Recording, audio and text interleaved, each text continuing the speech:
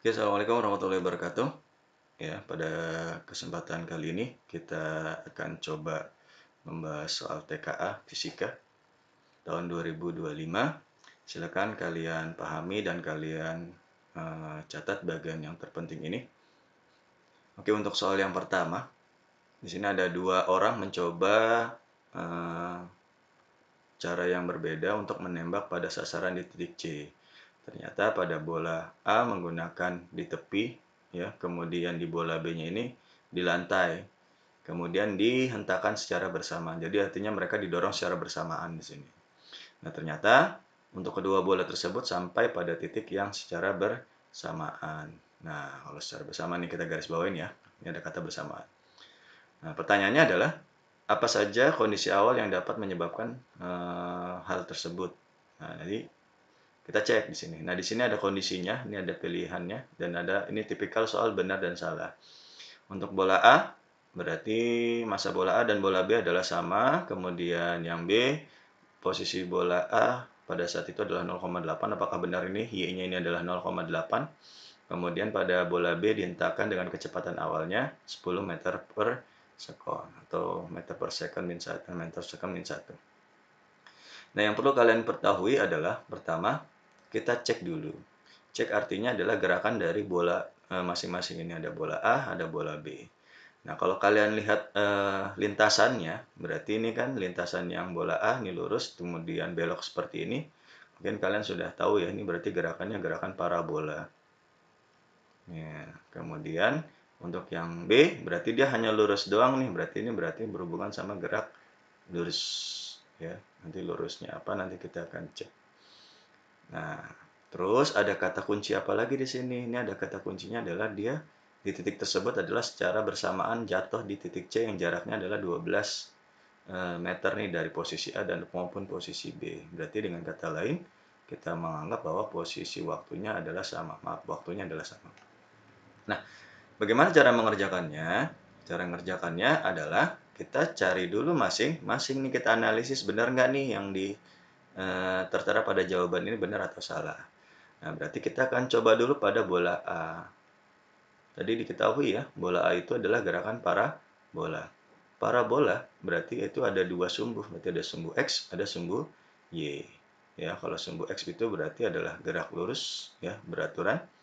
Kalau yang gerak ke bawah itu berarti adalah gerak lurus berubah beraturan. Nanti kita pakai dengan gerak jatuh bebas sama aja. Nanti penerapannya kan dari gerak lurus berubah beraturan. Nah, kita akan coba dulu nih di bola A, kecepatan awalnya 30, berarti kita coba dulu di sumbu X. Ya. Nah, pada sumbu X, ya, gerakannya lurus nih. Berarti gerak lurus beraturan. Masih ingat ya, kalau gerak lurus beraturan, kita menggunakan konsep kecepatan adalah jarak bagi waktu aja. Berarti X dibagi dengan T. Ya, berarti jarak bagi waktu. Nah, karena yang diminta nanti adalah waktunya, di sini ada kecepatannya, dan jaraknya adalah 12 meter, maka kita bisa dapat waktunya. Waktunya itu adalah T sama dengan, pindahin rumus ya. Berarti ada X dibagi dengan T. Maka nanti kita akan dapat nilai T-nya itu adalah sama dengan, berarti X-nya adalah 12, ya kan? Ya, ini bukan T, tapi V ya, maaf ya. Ini dibagi dengan V-nya berapa tadi kita dapat? 30. Nah, nanti kita dapat nilainya adalah sekitar 12 bagi 30 itu adalah 0,4 second. Nah, ini untuk yang bola A pada sumbu X. Nah, yang selanjutnya berarti kita akan coba lagi di sumbu Y. Ini kita warna dulu. Oke. Berarti kita coba nih di sumbu Y. Nah, kalau sumbu Y itu kan berarti kan gerak jatuh bebas ya, penerapan dari GLBB. Ingat ya, kalau gerak jatuh bebas itu untuk GLBB, A-nya kita ganti dengan G, kemudian S-nya itu kita ganti dengan H atau Y, ketinggian. Nah, karena ini berhubungan dengan ketinggian, maka di sini nanti kita pakai rumus GLBB yang rumusnya itu S sama dengan V0T, ya kan, plus ya setengah AT kuadrat. Nah, kan nanti kan itu kan diganti ya. Rumus sumbu ini berarti S-nya itu kita ganti dengan Y. Berarti V0-nya itu kita kalikan dengan T, nggak berubah, berarti setengah. Ini jadi GT kuadrat. Oke. Nah, karena kita mau cari dia gerak jatuh bebas, maka kecepatannya ini kita anggap 0 karena dia hanya berlaku yang lurus aja nih. Maka Y-nya itu akan kita dapat adalah V0-nya itu adalah 0, kita kalikan dengan waktu yang kita dapat adalah ini. Berarti ada 0,4 ditambah dengan setengah. G-nya kita pasti 10-kan saja. Berarti di sini T-nya itu adalah 0,4 kuadrat. Oke. Nah, nanti tinggal kita selesaikan nih. Nah, kita cek layout, kita tarik lagi. Berarti ini jadi 0, ya kan? Kita hilangkan saja, kita coret. Berarti di sini ada 5 dikalikan dengan, nah 5 dikalikan dengan 0,4 kali 4 kuadrat, dari 4 kuadrat berarti ada 16, berarti 0,16. Nah, nanti kita kalikan, berarti 5 kali 0,16 itu, kalau kita hitung adalah 0,8 meter. Nah, ini kalau di posisi ini, posisi benda pada saat itu adalah 0,8. Jadi benar ya. Nah, ini benar. Nah, sekarang kita mundurkan lagi ke bawah. Nah, sekarang kita cari di sumbu. Kita coba cari dulu di bagian selanjutnya. Berarti kita coba benda B. Nah, sekarang kita lihat benda B. Benda B itu tadi dibilang adalah menggunakan gerak lurus ya. Ya, atau gerak lurus doang. Tapi kita cek itu adalah gerak lurus beraturan. Sama aja. Tapi T-nya itu kan dia bilang TA itu akan sama dengan TB. Nanti kita dapat TA sama dengan TB tadi. T-nya kita sudah dapat di atas itu adalah 0,4 ya. Berarti ini punyanya A. Ya. Nanti tinggal kita cocokkan apakah benar dengan waktu tersebut memiliki kecepatan awalnya adalah 10 meter per second. Maka kita menggunakan, ini tetap kita tulis 0,4 second ya. Ini sesuai dengan data yang di atas. Sekarang kita cek rumus V, berarti V kecepatan sama dengan ya jarak bagi waktu X dibagi dengan T. Maka kita dapat adalah X-nya itu tadi di atas berapa? Ada masih ingat? Oke, itu 12 ya. Berarti di sini ada 12 dibagi dengan 0,4. Nah, nanti kita akan dapat kecepatannya adalah sekitar 30 meter per second. Harusnya 30 meter per second. Tapi dia bilang di sini adalah kecepatan awalnya harusnya adalah 10. Maka di sini jawabannya adalah yang salah. Oke. Nah, terus gimana yang A? Massa bola A sama dengan massa bola B. Pada konsep bola A ya, untuk teman-teman tahu bahwa gerak jatuh bebas ada GLB ataupun GLBB ya. Massa itu tidak mempengaruhi. Ya. Jadi konsepnya dia tidak mempengaruhi. Jadi kita tidak usah memikirkan, berarti massa bola ini kita anggap salah saja. Ya. Oke. Jadi untuk jawaban soal nomor 1 adalah salah, benar, dan salah. Nah, ini adalah penjelasan untuk soal nomor 1.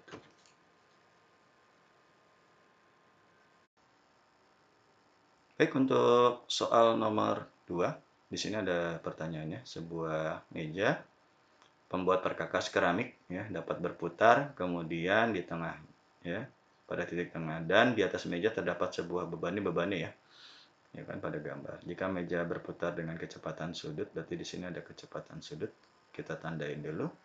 Kemudian ada koefisien gaya gesek ya sebesar 0,48, ini kecepatan sudutnya 4, kemudian ada percepatan gravitasi adalah 10.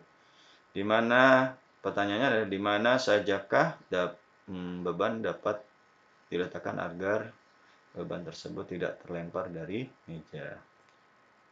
Nah, untuk soal seperti ini yang perlu kalian ketahui adalah kita lihat dulu datanya. Data yang pertama di sini kan ada kecepatan sudut ya. Kecepatan sudut itu lambangnya adalah omega. Nilainya adalah 4 radian per second. Kemudian ada koefisien gaya gesek, ini lambangnya adalah mu. Nilainya adalah 0,48, dia tidak punya satuan. Dan percepatan gravitasinya adalah G. G-nya berarti 10 meter per second kuadrat.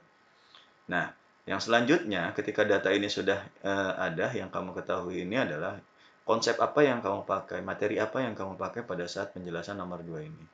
Yang kamu pakai adalah, atau yang kalian pakai adalah berhubungan sama gerak melingkar. Nah, kita tahu kalau gerak melingkar di sini ada beban, dia berputar, ya. itu dia tidak terpental, maka konsep yang kamu pakai itu adalah berkaitan dengan gaya sentripetal.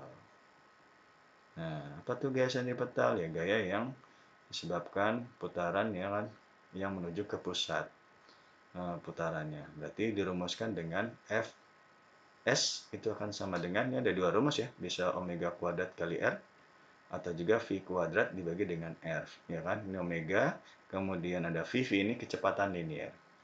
Nah, selain itu, selain gaya sentripetal, ini kan di sini kan ada gaya gesek ya.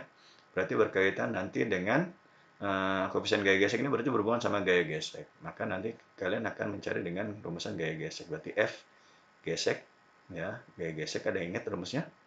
Berarti rumusnya itu mu kalikan dengan N. N-nya di situ, ini kalau kita gambarkan, berarti di sini ada garis gaya, berarti ini N, ini ada W. W itu rumusnya adalah M kali G. Karena N ya tegak lurus sejajar lurus dengan W, maka rumus N-nya itu menjadi mu sama dengan M kali G. Nah, ini konsep-konsepnya dulu nih yang kamu pahami nih. Jadi ada dua, gaya sentripetal dengan gaya gesek. Nah, selanjutnya sekarang kita lihat syarat supaya dia tidak terpental. Ya, otomatis ini kan harus lebih berat nih. Karena dia akan kedorong terus dengan putaran, maka dia harus lebih berat nih si bendanya ini. Maka dengan kata lain adalah gaya gesek si bebannya ini, karena adanya gaya gesek, karena berhubungan sama-sama gaya, berarti adalah gaya gesek itu harus lebih besar sama dengan dari gaya sentripetal. Nah, nanti tinggal kita masukin rumusan-rumusannya, berarti ada mu kalikan dengan M kali G lebih besar sama dengan, berarti dengan, nah kita cek nih, datanya kan adanya ada kecepatan sudut ya, bukan kecepatan linear, maka yang kita pakai adalah omega kuadrat, ya kan, dikalikan R, ini sorry, kurang M di sini, harus saya tambahin M, ini ada M-nya, ya maaf ya, tambahin M lagi di sini, karena berhubungan sama gaya. Nah, dari sini nanti tinggal kita coret nih, ini kita coret, ini kita coret, ya kan, M-nya hilang ya, nanti sisanya mu G, ya kan, lebih besar atau sama dengan omega kuadrat dikalikan dengan R. Nanti kita cari R-nya. Ini yang kita cari, ya. Karena M-nya tadi lupa di sini tulis, berarti kita tulis di sini aja. Nah, berarti nanti tinggal kita tulis masukin angkanya aja. Berarti ada omeganya adalah 0,48 dikalikan dengan G-nya berarti 10 lebih besar sama dengan omeganya berarti adalah 4 kuadrat dikalikan dengan R.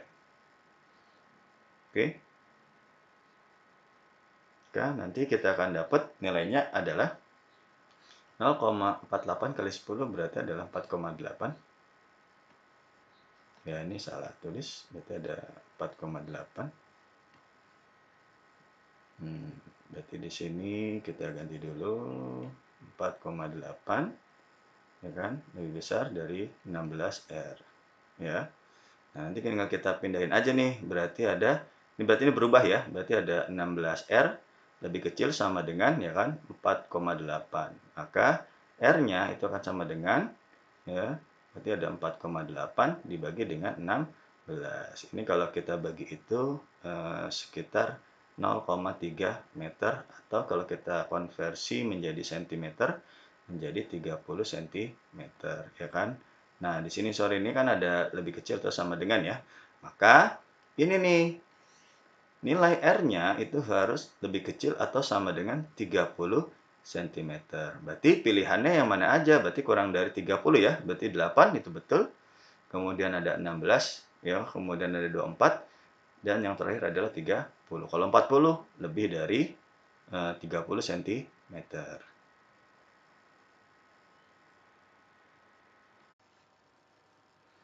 Oke, kita lanjut ke soal nomor 3. Perhatikan gambar peristiwa tumbukan antara mobil box dan mobil sedan. Nah, ini ada sebelum dan sesudah. Setelah tumbukan, kedua mobil ya kan bergerak menjadi satu. Nah, saya tandain dulu nih, kalau menjadi satu berarti nanti apa yang kita cek ya? Ini menjadi satu dalam keadaan mobil box mendorong mobil sedan.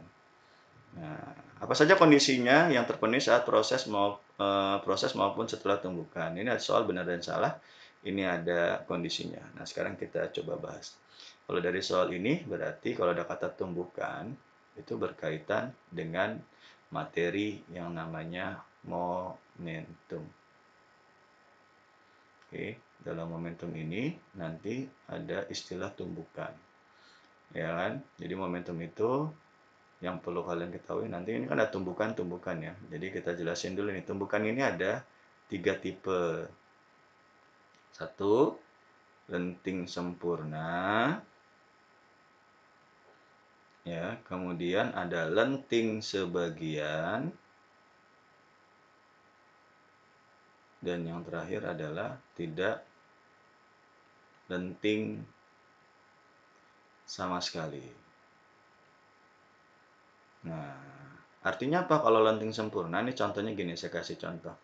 Jadi kalau ada bola dijatuhin pada ketinggian H ini, jadi ketika dia jatuh ke tanah, kemudian dia mantul, maka dia balik lagi di posisi semula. Jadi tingginya sama terus.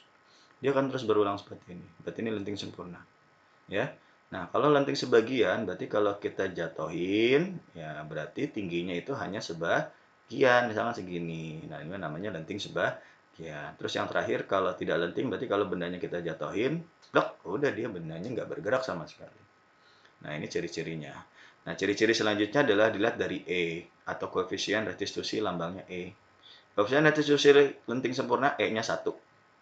Kalau sebagian berarti antara 1 sama 0. Jadi lebih besar daripada 1, lebih kecil daripada 1, lebih besar daripada 0.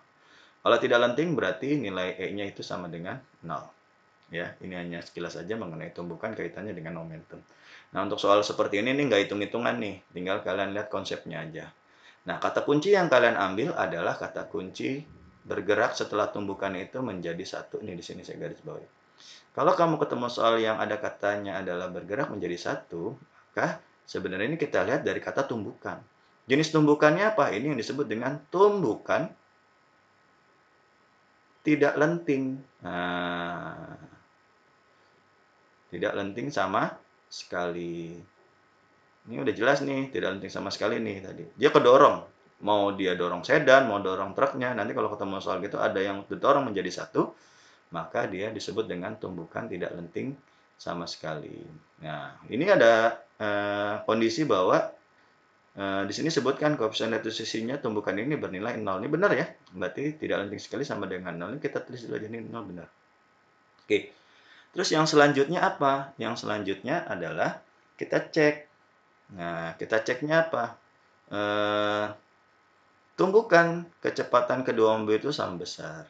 Nah, nanti kita cek dengan menggunakan rumus hukum kekekalan momentum. Jadi ada istilah disebut dengan hukum kekekalan momentum. Rumusnya apa? Momentum sebelum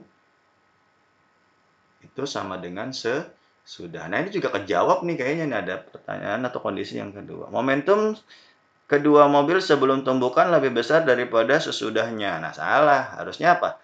Kalau mengacu dengan hukum kekekalan momentum, berarti momentum sebelum kejadian itu pasti sama dengan momentum sesudah kejadian. Maka untuk yang kondisi yang B itu kita anggap salah. Karena harusnya sama. Ya, sesuai dengan hukum kekekalan momentum.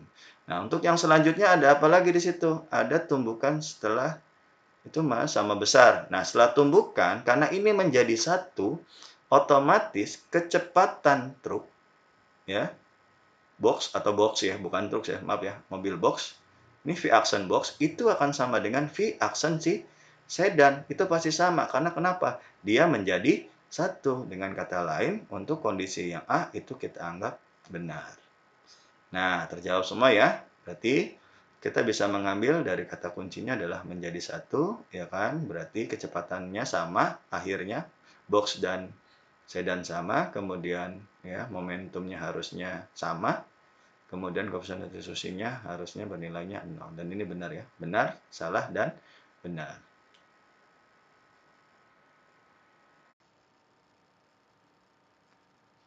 Untuk soal nomor 4, ya, di sini ada pertanyaannya, seorang pengendara motor atau PM mengendarai motornya dengan kecepatan tertentu berada pada garis lurus dengan mobil ambulans atau MA. Pada saat itu bunyi sirine, frekuensi tertentu bergerak ya, dengan kecepatan tertentu. Saat itu nilai gerak PM, berarti motor, lebih kecil daripada ambulan, ya. Pada kondisi apa sajakah ya motor akan mendengar bunyi sirine ambulan dengan frekuensi lebih besar daripada kondisi awal? Ya, jadi ini soal konsep juga dan soal ini soal pilihan ganda kompleks ya, jawabannya lebih dari satu. Nah, sekarang dari soal ini yang perlu kalian ketahui adalah dia menggunakan konsep gelombang bunyi, ya kan? Jadi gelombang bunyi karena berhubungan sama bunyi. Gelombang bunyinya yang mana yang nanti kamu pakai? Yang dipakai adalah berhubungan sama dengan efek Doppler. Oke. Terus dalam efek Doppler ini, kamu harus tahu biasanya cuma ada dua dia di sini. Satu sumbernya, yang kedua adalah pendengarnya. Nah, ini berarti sumber S ya, saya sebut S, ini P. Nah, kalau dari soal ini sumbernya adalah mobil ambulan, ya kan? Mobil ambulan. Yang sini adalah pengendara motor. Nah, ini saya simbolkan pendengar sama S aja ya, jadi biar lebih paham lagi. Nah, sekarang kalau kita cek satu persatu supaya pengendara motor ini mendengar frekuensinya lebih besar. Tapi yang perlu kalian ketahui selanjutnya adalah gerakannya, kecepatannya bagaimana nih. Kecepatan PM itu lebih kecil dibandingkan dengan otomatis kita tulis di sini adalah V pendengar itu lebih kecil dibandingkan dengan V sumber. Nah, VP pendengar, S sumber ya. Saya pakai kuncinya ini aja. S sama P. Nah, sekarang kita cek dulu. Nih misalkan saya beri simbol deh nih A, B, C, D, E gitu aja ya, biar nanti kita cek. Nah, sekarang kita cek yang A dulu. Nah, PM bergerak mendekati MA, MA bergerak mendekati PM. Jadi kalau kita gambarkan analisisnya P itu pendengar, S-nya itu sumber. Nah, di sini dia bilang bahwa mendekati P-nya itu akan mendekati sumber. Nah, ya kan? Dan sumber mendekati PM pengendara motor. Nah, kalau dilihat dari kondisinya ini, otomatis ya pendengaran frekuensi yang didengar oleh P karena dia mendekati sumber dan bahkan sumbernya mendekati pendengar, otomatis frekuensinya akan meningkat. Artinya akan lebih besar daripada kondisi awal. Ini kita anggap betul ya. Oke. Terus yang B kita cek lagi. PM bergerak menjauhi MA, ya kan? MA bergerak menjauhi PM. Nah, kalau kita gambarkan, P pendengar S sumber. P-nya pendengarnya kan motor ya, motor menjauhi, berarti kan dia ke sini arahnya nih. Menjauhi, ya kan? Kemudian MA bergerak mendekati PM. Nah, gini. Yang tadinya nggak kedengeran, nah, berarti sumber nih ngedekatin nih, ngejar nih. Otomatis karena di sini kata kuncinya adalah kecepatan sumber lebih besar dibandingkan dengan pendengar atau ini dibalik ya. Karena ini lebih lambat, ini lebih kencang, maka otomatis dia akan mengejar nih. Ya, nggak tahu kecepatannya berapa, tapi kalau dari segi konsep ini dia pasti akan mengejar. Nah, otomatis dari pendengarannya di sini frekuensinya juga akan makin besar juga. Jadi yang B kondisinya juga betul. Oke ya. Nah, terus yang selanjutnya yang C, kita cek lagi yang C. PM-nya diam. Nah, kemudian ada sumber ngedekati PM. Yang tadinya nggak dengar dengan jarak sekian lama-lama, udah pasti tahu jawabannya ini pasti betul. Berarti makin terdengar dengan jelas. Oke ya. Nah, sekarang kita lanjut lagi. Yang D, kita cek yang D. Oke. PM bergerak mendekati MA. Ini P sumbernya. Ya kan? PM bergerak mendekati MA. Ini mendekati.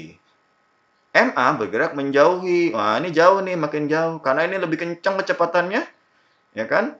Ini nggak bakal kekejar. Otomatis frekuensinya bisa saja akan berkurang. Berarti jawabannya yang ini salah, ya. Oke, diamin aja. Berarti yang E yang kita cek terakhir. Ya. PM bergerak menjauhi MA. MA-nya diam. PM-nya ngejauhin. Ya, sumbernya diam. Nah, bukannya makin besar, otomatis akan semakin kecil frekuensi yang didapat karena dianya menjauhi dan ininya diam. Nah, berarti jawaban yang E enggak tepat. Maka jawaban yang benar adalah A, B, C, dan D, nih 3 kotak awal ini.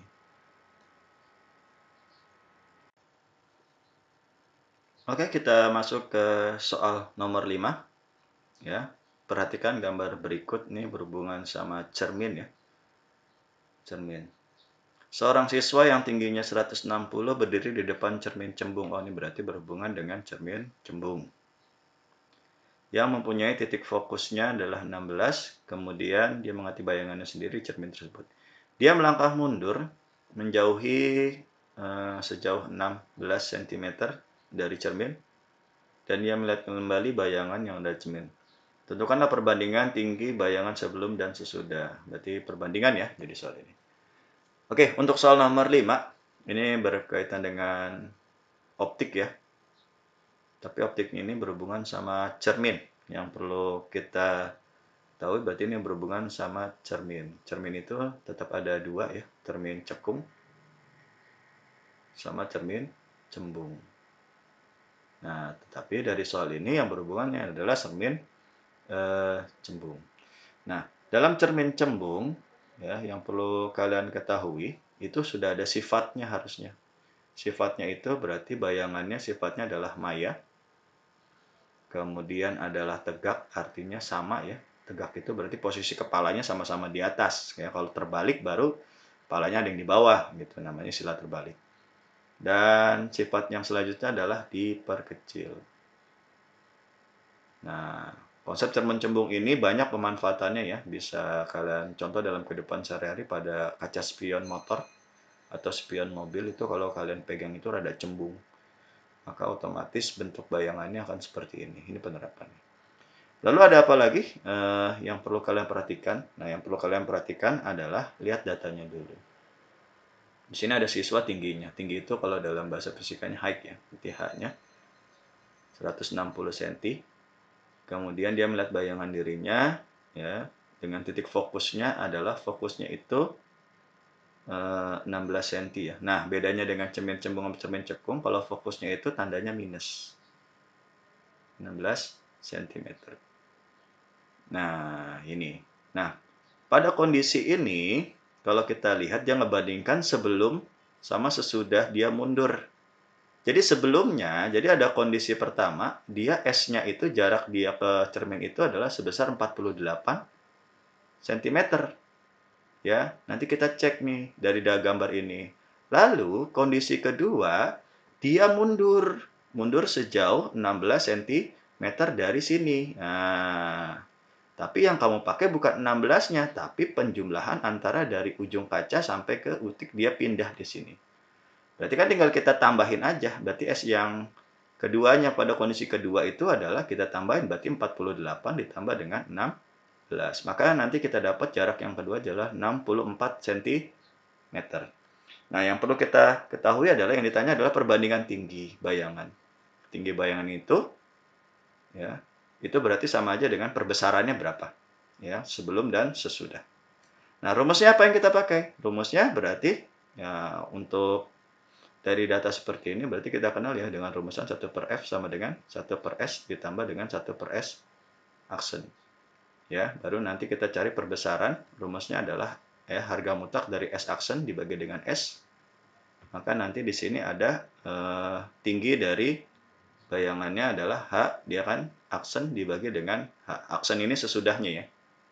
Nah, oke, kita akan coba jawab dulu. Berarti kita cek dulu dari kondisi awal. Nah, kondisi satunya itu berarti kan ini datanya nih. Jadi kondisi satu itu adalah S-nya 48 cm. Fokusnya adalah minus 16. Semuanya sama 16 ya, tapi yang beda hanya S-nya doang. Maka kalau kita dapat datanya adalah 1/F akan sama dengan 1/S ditambah 1/S aksen. Maka nanti di sini ada 1/-16 karena fokusnya adalah minus. Berarti 1 dibagi dengan S-nya adalah di situ 48 ditambah dengan 1/S aksen. Maka dapat 1/S aksen akan sama dengan 1, ini min ya, min 16 ditambah dengan 1 per ya, minus 48 karena pindah tandanya jadi minus. Nah, sekarang kita lanjutin dulu nih. Nah, kita naikin dulu ke atas. Maka dapat 1/S aksen akan sama dengan nah ini kan ada 16 nih penyebutnya ya. 16 sama 48 kan bisa kita jadikan 48 saja ya. Berarti supaya 48, berarti di sini ada minus 3, ya kan, ditambah, jadi plus minus ini jadi minus. Minus 1 nggak berubah, karena di sini 16, jadi 3/48, 1/48 ini nggak usah berubah. Berarti di sini dapatnya adalah minus 4/48. Ini 1 per S aksen. Maka nanti kita dapat adalah S aksennya itu sebesar, ya kan, dibalik, jangan lupa. Berarti 48 dibagi dengan minus 4. Maka kita dapat adalah 12 cm. Maka kita dapat nih perbesarannya. Berarti M akan sama dengan S aksen dibagi dengan S. Ya, ini minus ya. Nggak usah dipikirin. Kalau minus kan nanti hilang. Ini minus nih. Berarti nanti itu hilang sendiri. Berarti ada 12, ya kan? Dibagi dengan, kita lihat jarak awalnya berapa? 48. Berarti 48. Ini kita bagi dengan 48. Maka nanti kita akan dapat sebesar 1/4 kali diperbesar. Oke. Nah, ini untuk kondisi pertama. Nah, sekarang kita cek kondisi kedua. Nah, pada kondisi kedua, ya, jaraknya tadi mundur ya, 16 ya. Jadi 16 tambah itu jadi 64 cm. Fokusnya tetap dia sebesar 16. Maka sama ini kita cari kayak gini juga. Berarti ada 1 per F sama dengan 1 per S ditambah 1 per S aksen. Maka kita dapat nilainya adalah 1 per minus 16 akan sama dengan 1 per 64 ditambah dengan 1 per S aksen. Oke, sama kayak tadi kita pindahkan dulu 1 per S-nya. Ya, ini pindahin aja jadi minus, atau ini mau gitu terserah modelnya, tapi tetap sama saja. Berarti ada minus 1/16, ya kan? Kemudian karena ini plus, pindah jadi minus 1/64. Oke, baru nanti sama juga nih. Ini kita tinggal samakan penyebutnya. 1 per S aksen akan sama dengan, enaknya ini per 64 bisa ya. 16 sama 64 itu bisa. Berarti di sini ada 64. Supaya 64 itu kita kalikan 4. Jadi minus 4 dikurang dengan 1. Maka nanti kita dapat nilainya adalah 1 per S aksen itu akan sama dengan minus 5/64. S aksennya nanti tinggal kita balik. Jadi minus 64/5. Maka nanti kita dapat itu adalah sebesar minus 12,8. Ya, atau kamu mau diemin semua ya silakan saja. Baru nanti kita dapat dengan data M-nya. M-nya akan sama dengan S aksen dibagi dengan S. Nah, nanti kita cek. Ya, S aksennya tadi ini ya, sekitar harga mutlak dari minus 12,8 dibagi dengan 64 cm. Maka kalau kita hitung ini kita dapat nilainya sebesar perbandingannya adalah 1/5. Oke, nah yang selanjutnya adalah, pertanyaannya adalah perbandingan tinggi. Nah, tinggi mah nggak usah dipusingin. Yang namanya tinggi, berarti tinggal kita cukup perbandingan dari perbesarannya aja, karena kan tinggi awalnya sama-sama semua. Yang kita cek adalah perbesarannya saja. Berarti kan kita ngebandingin H sebelum sama dengan H sesudah. Ya, ini bisa kita pakai M saja, biar lebih cepat. Kamu nggak usah ngitung-ngitung lagi. Nanti tinggal kita masukin datanya. M sebelumnya berapa di situ? M sebelumnya adalah 1/4, ya kan? Nanti kita bagi dengan, apa sesudahnya adalah 1/5. Nah, nanti tinggal kita kali silang aja nih. 1/4 kali 5/1. Jawabannya kan tadi kan coret ya, berarti kan perbandingannya adalah 5/4. Nah, kalau dalam matematika, per itu sama dengan perbandingan. Jadi jawabannya adalah 5/4. Inilah jawaban untuk soal nomor 5. Jawabannya adalah 5/4. Nah, sekarang kita cek jawabannya apa di sini. 5/4 ada ya? Jawabannya adalah yang E.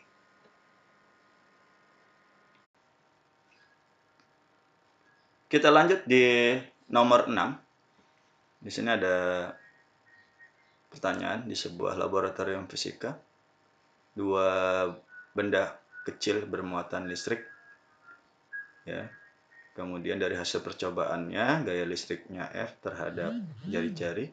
Ini kita dapat bahwa, ya, di sini ada F-nya. Nah, ini udah dapat nih F-nya, di sini ada R-nya. Nah, diketahui muatan benda pertama. Jadi, muatan benda pertama selalu 2 kali benda yang kedua dari muatannya. Ini kata kuncinya ya. Dengan K-nya adalah 9 kali 10 pangkat 9. maka besar muatan masing-masing adalah, nah sekarang kita cek datanya dulu.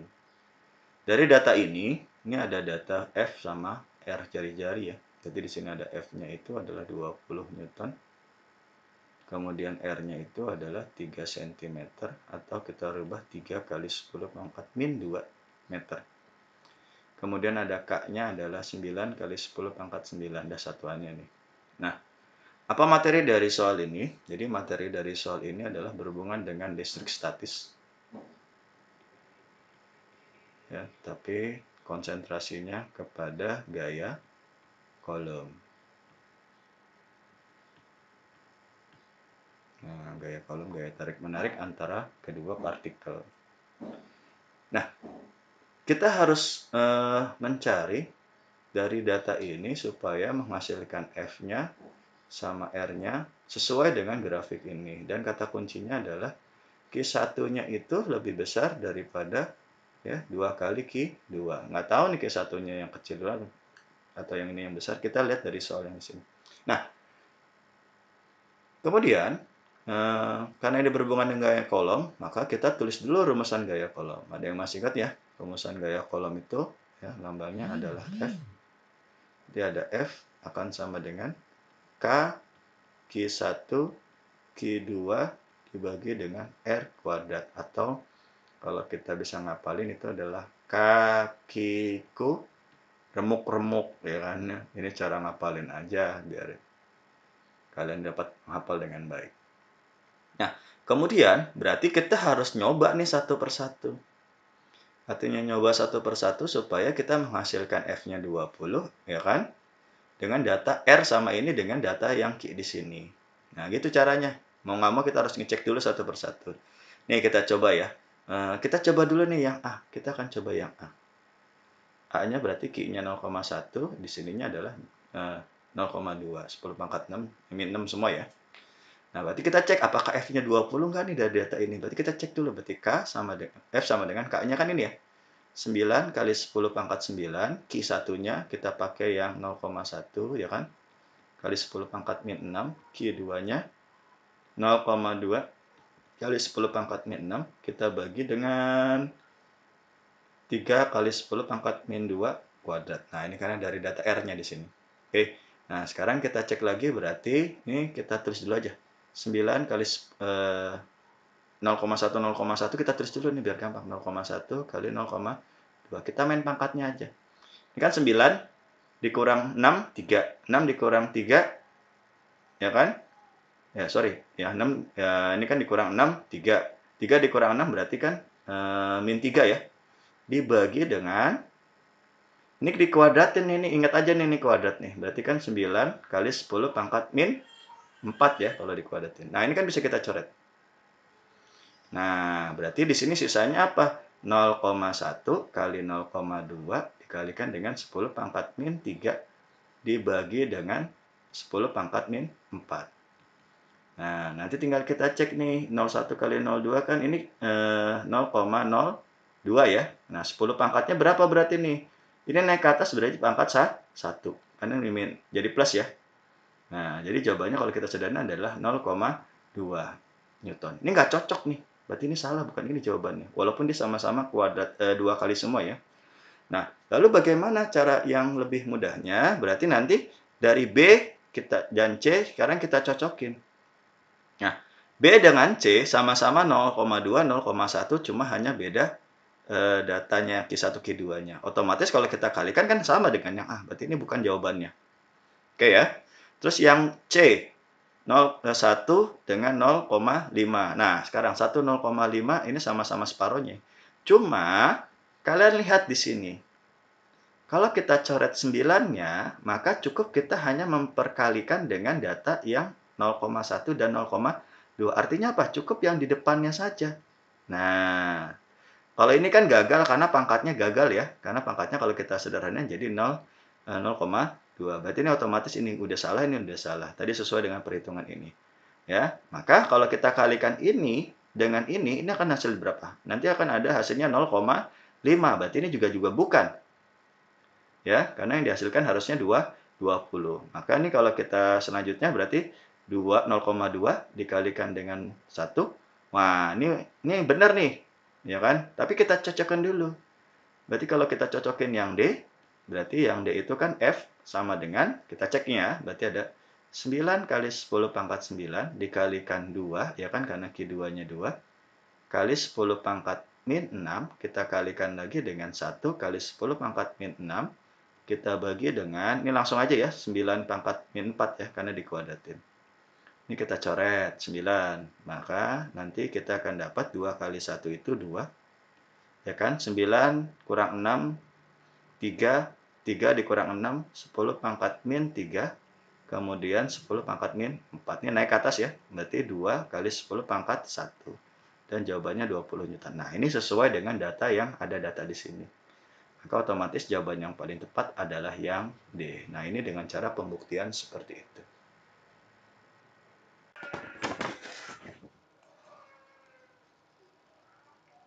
Kita lanjut ke nomor 7. Di sini sebuah rangkaian listrik dengan lampu warna-warni ya, dengan resistensi tertulis berikut 15, berarti resistensinya 15 ohm. Nah, di sini ada rangkaiannya ya. Jika lampu 15 diganti dengan lampu berwarna kuning ya, maka ya, apa yang terjadi dengan lampu sekarang? Pilihannya lebih besar, lebih kecil, atau tetap sesuai dengan fisis pada rangkaian. Nah, di sini ada pilihannya ya, berarti yang A, lihat kondisi yang A. Nah, di sini ada kondisi A-nya. Ya, resistensi penggantinya apakah lebih besar, lebih kecil, atau tetap. Kemudian ada kuat arus yang mengalir sama daya yang bekerja pada lampu warna hijau yang warna nomor 5 ini. Oke, yang perlu kalian ketahui pertama, berarti ini materinya ya. Jadi kalau berhubungan sama rangkaian ini, materi yang nanti kalian pahami adalah berhubungan sama listrik dinamis. Ya. Jadi listrik dinamis ini kalau bentuknya di sini adalah satu loop ya, berhubungan sama loop semua, maka yang kita pakai adalah hukum Kirchhoff. Hukum Kirchhoff berapa? Hukum Kirchhoff yang kedua. Nah, sekarang kita akan coba membahas ya. Berarti ini kan ada dua keadaan ya. Keadaan pertama yang ada 15, 5 dan 10. Nanti kondisi yang kedua itu berarti kita ganti yang 15-nya menjadi 7. Nah, pertanyaan yang pertama adalah resistansi penggantinya seperti apa nih? Lebih besar, lebih kecil, atau tetap? Nah, untuk masalah resistansi ya kan, atau hambatan di sini, ini kalau kalian lihat dari rangkaian ini kan, rangkaian loop ya, satu loop tertutup. Maka dengan kata lain, setiap rangkaian R-nya di sini atau hambatannya di sini adalah sifatnya adalah rangkaian seri. Maka otomatis pada keadaan 1, ya udah tinggal kita jumlahin aja R-nya.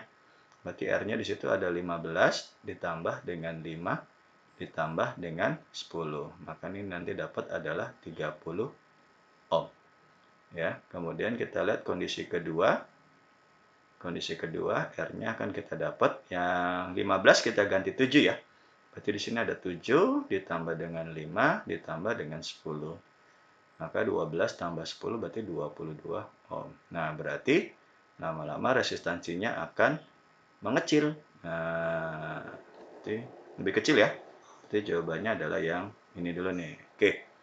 Terus yang selanjutnya. Kuat arus yang mengalir pada rangkaian tersebut. Nah, sekarang kalau arusnya seperti apa? Nah, ini ada dua konsep ya. Konsep pertama, kamu bisa pakai perbandingan. Ya. Yang satunya lagi, kamu menghitung. Jadi kalau kalian mau menghitung, berarti kalian menggunakan hukum Kirchhoff yang kedua ini. Nah, rumusnya apa? Nah, berarti ada sigma E ditambah dengan sigma I kalikan R sama dengan 0. Nah, ini kita anggap satu loop. Nah, terus yang kedua adalah setelah tahu rumusnya, kita lihat arah putarannya. Putaran loopnya ini kan kalau saya lebih senang adalah searah jarum jam. Misalkan gitu. Maka di sini ada tanda panjang pendek, berarti ini tanda minus. Di sini plus yang panjang, di sini ada plus, di sini ada minus. Nah, oke, kita coba pakai cara satu ya. Oke, cara satu berarti kondisi 1. Nah, kondisi satunya ini yang 15, 5, 10. Nanti kondisi 2 diganti 7, 5, 10. Nah, sekarang kita pakai rumusan Kirchhoff-nya. Berarti ada sigma E ditambah dengan sigma I kalikan dengan R sama dengan 0. E-nya, jalannya dulu nih. Ini jalannya kalau searah jarum jam dari sini dulu nih. Jalan, ketemu tanda minus. Maka di sini adalah minus 4. Ya kan? Terus jalan lagi berhubungan dengan E-nya. Dari sini ada plus dulu ya. Berarti plus 2. Dapat nih, karena di sini ada 2 voltasenya di sini. Ada 2 sumber. Baru nanti ditambah dengan I. R-nya, penjumlahan dari semuanya ini. Berarti di sini kita kalikan 30. Sama dengan 0. Ini kita sederhanain, ini kita tutup dulu ya, biar nggak keder kalian salah ngerjain. Ini kita sederhanain yang gini.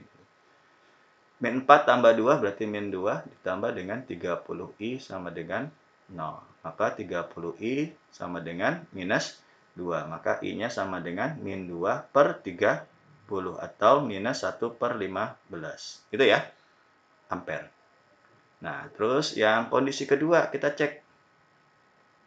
Sama juga ada sigma E ditambah dengan sigma I kalikan dengan R sama dengan 0. Maka nanti E-nya sama nih ya. Berarti ada min 4 tambah 2 ya kan.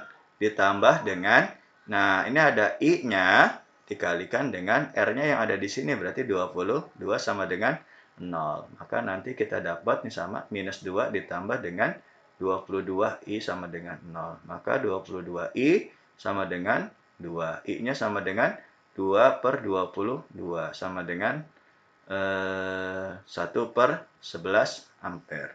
Ini kalau dalam desimal, ini kalau kita hitung tadi itu sekitar 0,06 ampere.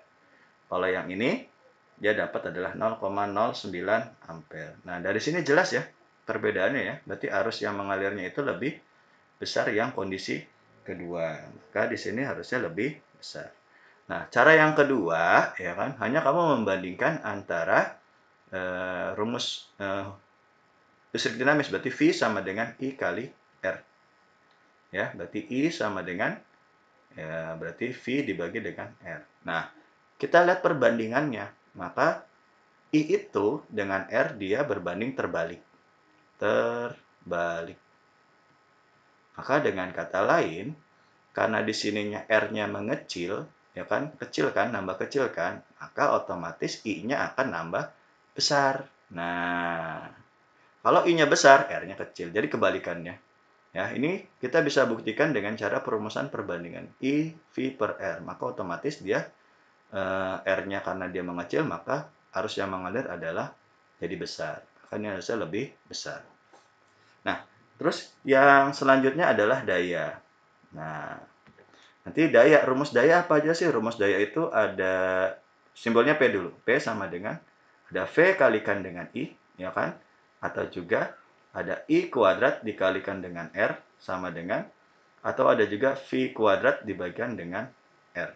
Nah, yang kita cek adalah berkaitan dengan lampu yang 5 ini. Ya. Nah, pada daya, bukan daya, berarti daya yang bekerja pada lampu yang nomor 5. Nah, kalau dari segi perbandingan, perbandingan mana yang kalian pakai? Ya, perbandingannya jangan berbandingkan dengan R, tapi perbandingannya adalah berbanding dengan I yang tadi.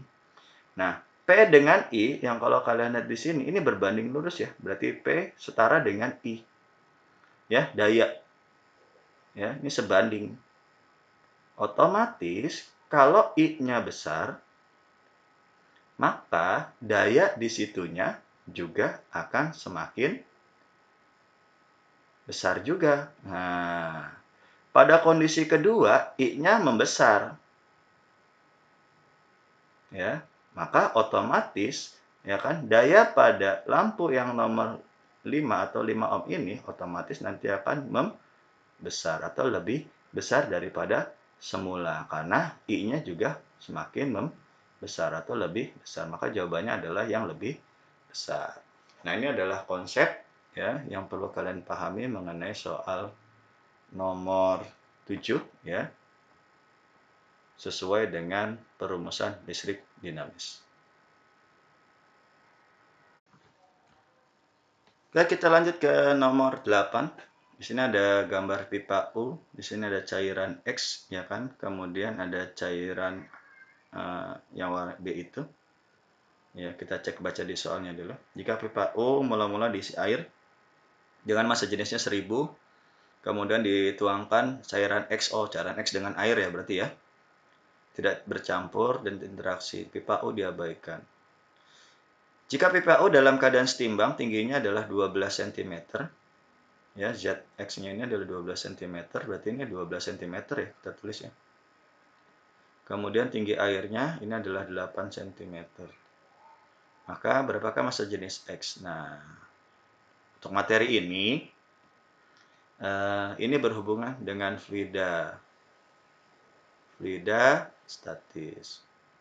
Fokusnya kepada tekanan hidrostatis. Nah, ya. Dan hidrostatis itu pH ya, sama dengan rho GH. Ini rumusnya. Rho-nya adalah massa jenis ya. Ini ada massa jenis ya, massa jenis. Kemudian ini adalah percepatan gravitasi. Kemudian H-nya itu adalah ketinggian atau kedalaman. Nah, ini rumus yang kalian pakai nanti. Nah, sekarang kita cek datanya. Ya kan? Kemudian di sini ada air yang mula-mula 1000 nih. Berarti rho air. Air itu tadi kalau di sini itu kita pakai H2 ya. Di sini 2 air, di sini 1 yang X. Berarti yang 2 sama dengan 1000 kg per meter kubik. Nah, kemudian dituangkan ketinggian cair 1 berarti H1 ya, karena X itu S1. Berarti itu adalah 12 cm. Kemudian yang kedua adalah 8 cm. Nah, yang perlu kalian perhatikan adalah kalian tidak usah merubah satuan ya, karena di sini sifatnya perbandingan. Perbandingan H1 dengan H2 sama-sama cm, jadi ini sama. Jadi nggak usah kamu atau kalian rubah. Nah, dari rumusan ini tinggal kita terapkan penggunaan dari konsep tekanan hidrostatis, bahwa tekanan hidrostatis pada pipa yang sebelah kiri ini, pipa 1, itu akan sama dengan pipa yang kedua. Maka nanti kita tuliskan rho 1 GH1, rho 2 GH2. Yang sama apanya? Yang sama pasti G-nya. Jadi sisa nih yang ini. Ya. Terus yang ditanyakan apa? Massa jenis X. X itu kan 1 ya, berarti ada rho 1 yang kita tanyakan. Tas di sini nih. Maka kita tinggal masukin angkanya doang. Berarti ada rho 1 kalikan H1-nya itu adalah 12 cm sama dengan rho 2-nya itu 1000. Kita kalikan dengan H2-nya itu adalah 8 cm. Berarti rho 1 akan sama dengan 8000 dibagi dengan 12. Oke. Jadi kalau kita hitung-hitung 8000 dibagi 12 itu kita dapat adalah 666,7 satuannya ngikutin yang satuan massa jenis di awal tadi. Jawabannya adalah yang A. Kita masuk ke nomor 9. Sayap suatu pesawat terbang mainan mempunyai luasnya adalah 10 meter persegi.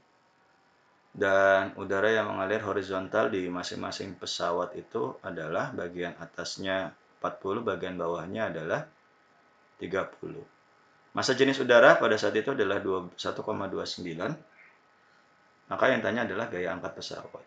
Nah, untuk soal ini yang perlu kalian tahu itu materinya adalah berhubungan dengan fluida dinamis.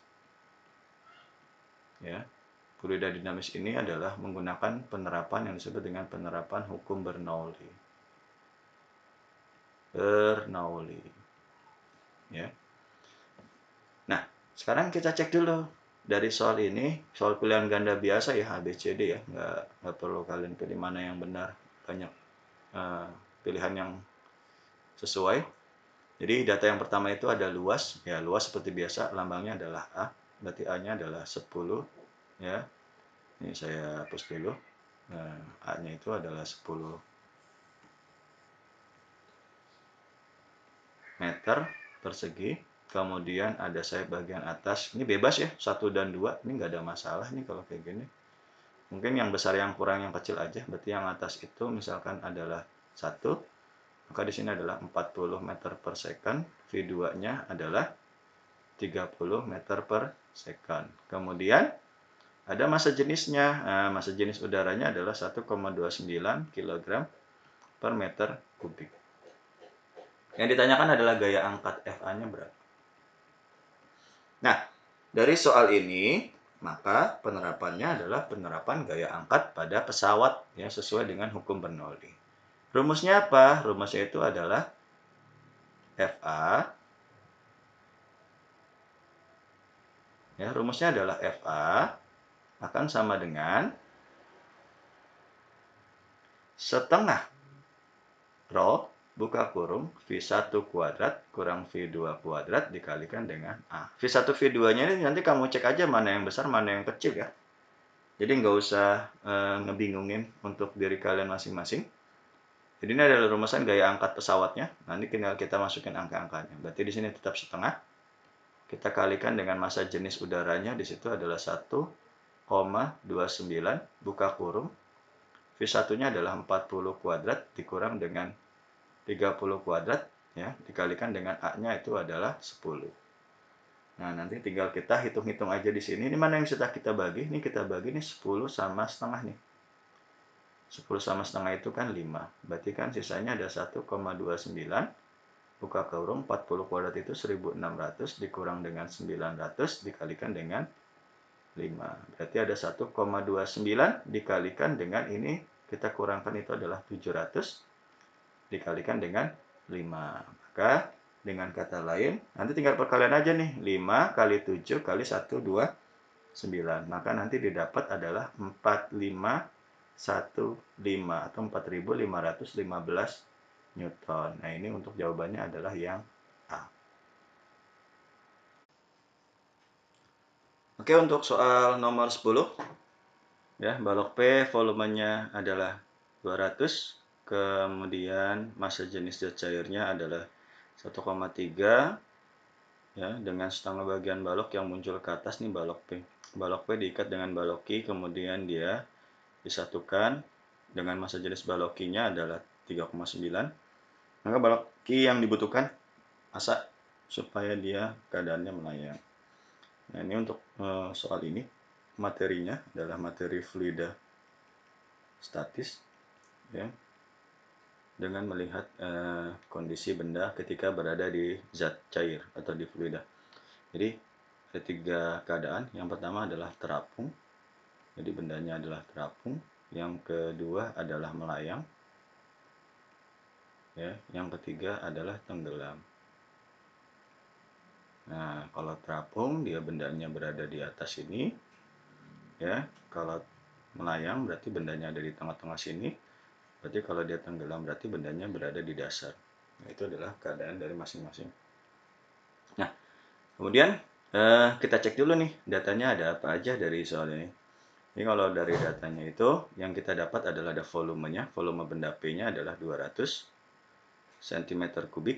Kemudian ada massa jenis airnya atau raw fluidanya. Ya, berarti ada 1,3 gram per cm3. Kemudian ada volume benda bagian setengah bagian yang muncul. Oh, berarti V yang muncul ya. Berarti V yang muncul sama dengan setengah dari volume benda. Berarti kalau volume bendanya 200, setengahnya berarti menjadi 100 ya. 1 cm3 ya, yang muncul berarti sisanya berada di bawah juga. Nah, terus ada massa jenis balok. Jadi ada massa jenis balok itu berarti rho balok, berarti rho Q aja saya sebutnya. Berarti 3,9 gram per cm3. Pertanyaannya adalah massa Q-nya berapa? Nah, sebelum mencari massa Q, kita coba dulu nih nganalisis dari data ini. Dari data P, berarti ini kan di atas ini, berarti kondisinya adalah terapung. Kemudian yang ini adalah melayang. Nah, kita cek dulu yang P-nya dulu nih yang ini ya. Kita cek dulu datanya. Datanya maksudnya kita analisis dulu supaya kita dapat nilai, kalau bisa nih kita dapat nilai massa. Nah, kalian nanti pakai perumusan untuk melayang dan terapung itu kan ada rho benda ya, rho benda kalikan volume benda itu akan sama dengan rho fluida dikalikan dengan volume yang tercelup. Nah, ini biasanya nanti kita pakai untuk yang kondisi pertama ya, ini kondisi kedua. Ini rumusnya nih yang biasanya nanti dipakai. Nah, kita pakai yang P-nya dulu nih, kondisi pertamanya dulu nih. Oke, saya naikin dulu ke atas ya. Nah, sekarang kita dapat adalah nanti ada rho B, berarti rho P ya bendanya adalah P kali volume bendanya yang P akan sama dengan rho fluida kali volume yang tercelup pada benda P. Ya, sekarang kita cek. Nah, rho P-nya kan tidak ada, volume P tadi hanya sebagian. Ini kalau kalian cari nanti malah timpang nih. Tapi kalau bisa lebih kamu menghafal rumus massa jenis, jadi ada rumus massa jenis ya, kalau ada yang masih ingat ya, rho sama dengan massa per volume. Berarti kalau kita langsung cari massa sama dengan rho kali volume. Nah, ini rumusan ini sama nih dengan rumusan ini. Ya, maka dengan kata lain kalian nggak usah repot-repot lagi. Berarti ini adalah massa benda P. Nanti tinggal kita masukin nih data ini. Ya, di mana rho fluida kalikan dengan volume tercelup yang P. Dah, nanti kita dapat di sini rho fluidanya tadi berapa? 1,3 dikalikan dengan volume yang tercelup. Nah, volume yang tercelup benda P ini kan separohnya. Ya kan? Ini kan separuh nih yang tercelup nih. Ini yang tercelup. Sisanya lagi yang muncul. Nah, yang tercelupnya ada separohnya, berarti setengahnya sama dengan yang muncul, berarti 100. Kita tuliskan sini. Nanti kalau kita kalikan menjadi 130 gram. Nah, ini untuk volume benda yang P. Nah, kan pertanyaannya kan adalah yang Q. Maka, dengan rumus yang sama, kita akan menerapkan konsep yang sama juga. Tapi di sini ada dua benda, P dan Q. Maka nanti kita akan menuliskan kembali untuk datanya adalah, nih nanti ini saya ganti warna dulu biar jelas. Berarti gabungan antara P dengan Q. Maka kita tulis gini, rho benda P kalikan volume P ditambah dengan rho benda Q dikalikan dengan volume Q akan sama dengan rho fluida, fluidanya sama semua ya, kali volume yang tercelup Q ditambah dengan rho fluida dikalikan dengan rho ya yang volume tercelup yang P. Ini kebalik nggak apa-apa. Ini mau P duluan atau mau Q duluan sama aja, nggak ada masalah. Nah, lanjut. Kita akan coba. Nah, ini kan jadi apa nih? Massa ya. Ini kan tadi kan jadi massa. Nah, karena volumenya nggak ada, ya kan kita belum dapat volume. Ini diemin aja dulu. Berarti nanti untuk yang ini kita nyari volume benda yang Q. Berarti ini jadi massa, ya kan? Massa MP, ya. Kemudian ditambah dengan rho fluida Q kali volume yang Q akan sama dengan, nah ini karena dia tercelup secara keseluruhan, berarti kalau kalian lihat di sini ini tercelup seluruhnya ya. Maka kita bisa menuliskan di sini adalah rho fluida kali volume Q ditambah dengan rho fluida kali dengan volume P, karena semuanya tercelup. Baru nanti tinggal kita kelompokin nih, artinya kita mengelompokkan supaya bisa membedakan antara VQ, VQ. Di sini kan ada VQ, VQ ini PP semua kan, ya. Berarti kita kelompokkan dulu. Berarti di sini ada MP, ini pindahkan saja ke sana, tandanya jadi minus. Ini pindahin ke sana, tandanya juga minus. Berarti di sini dikurang dengan rho fluida kali volume P akan sama dengan, ya ini tetap dulu, rho fluida kali volume Q ya dikurang dengan rho Q dikalikan dengan volume Q. Nah, ini jadi artinya biar apa? Biar semuanya sama-sama ada nilai VQ-nya. Yuk, kita coba masukin datanya di sini. Berarti di sini MP-nya ini udah ada ya. Berarti ada 130. Kita kurang dengan rho fluidanya tadi berapa? 1,3 kalikan volume P. Volume P tadi kalau nggak salah itu 200 ya. Oke ya, cocok ya 200. Berarti di sini kita kalikan dengan 200 akan sama dengan rho fluidanya 1,3 ya kan, VQ dikurang dengan, nah ini ada massa jenis balok ya, berarti 3,9 ya kalikan dengan VQ. Ini dikali ya, bukan dikurang. Ini Q. Nah, ini saya pindahin dulu ke atas ini biar lebih enak. Nah, kita lanjutkan nih. Berarti ada 130 dikurang dengan ini kali ini berarti 2 kali 13 kali 2 berarti kan 260 akan sama dengan, ini kalau kita kurangkan langsung kan berarti kan 1,3 dikurang 3,9 berarti minus ya. Berarti di sini minus 2,6 VQ. Nah, ini tinggal kita kurangkan. Kita kurangkan jadi min 130 sama dengan min 2,6 VQ.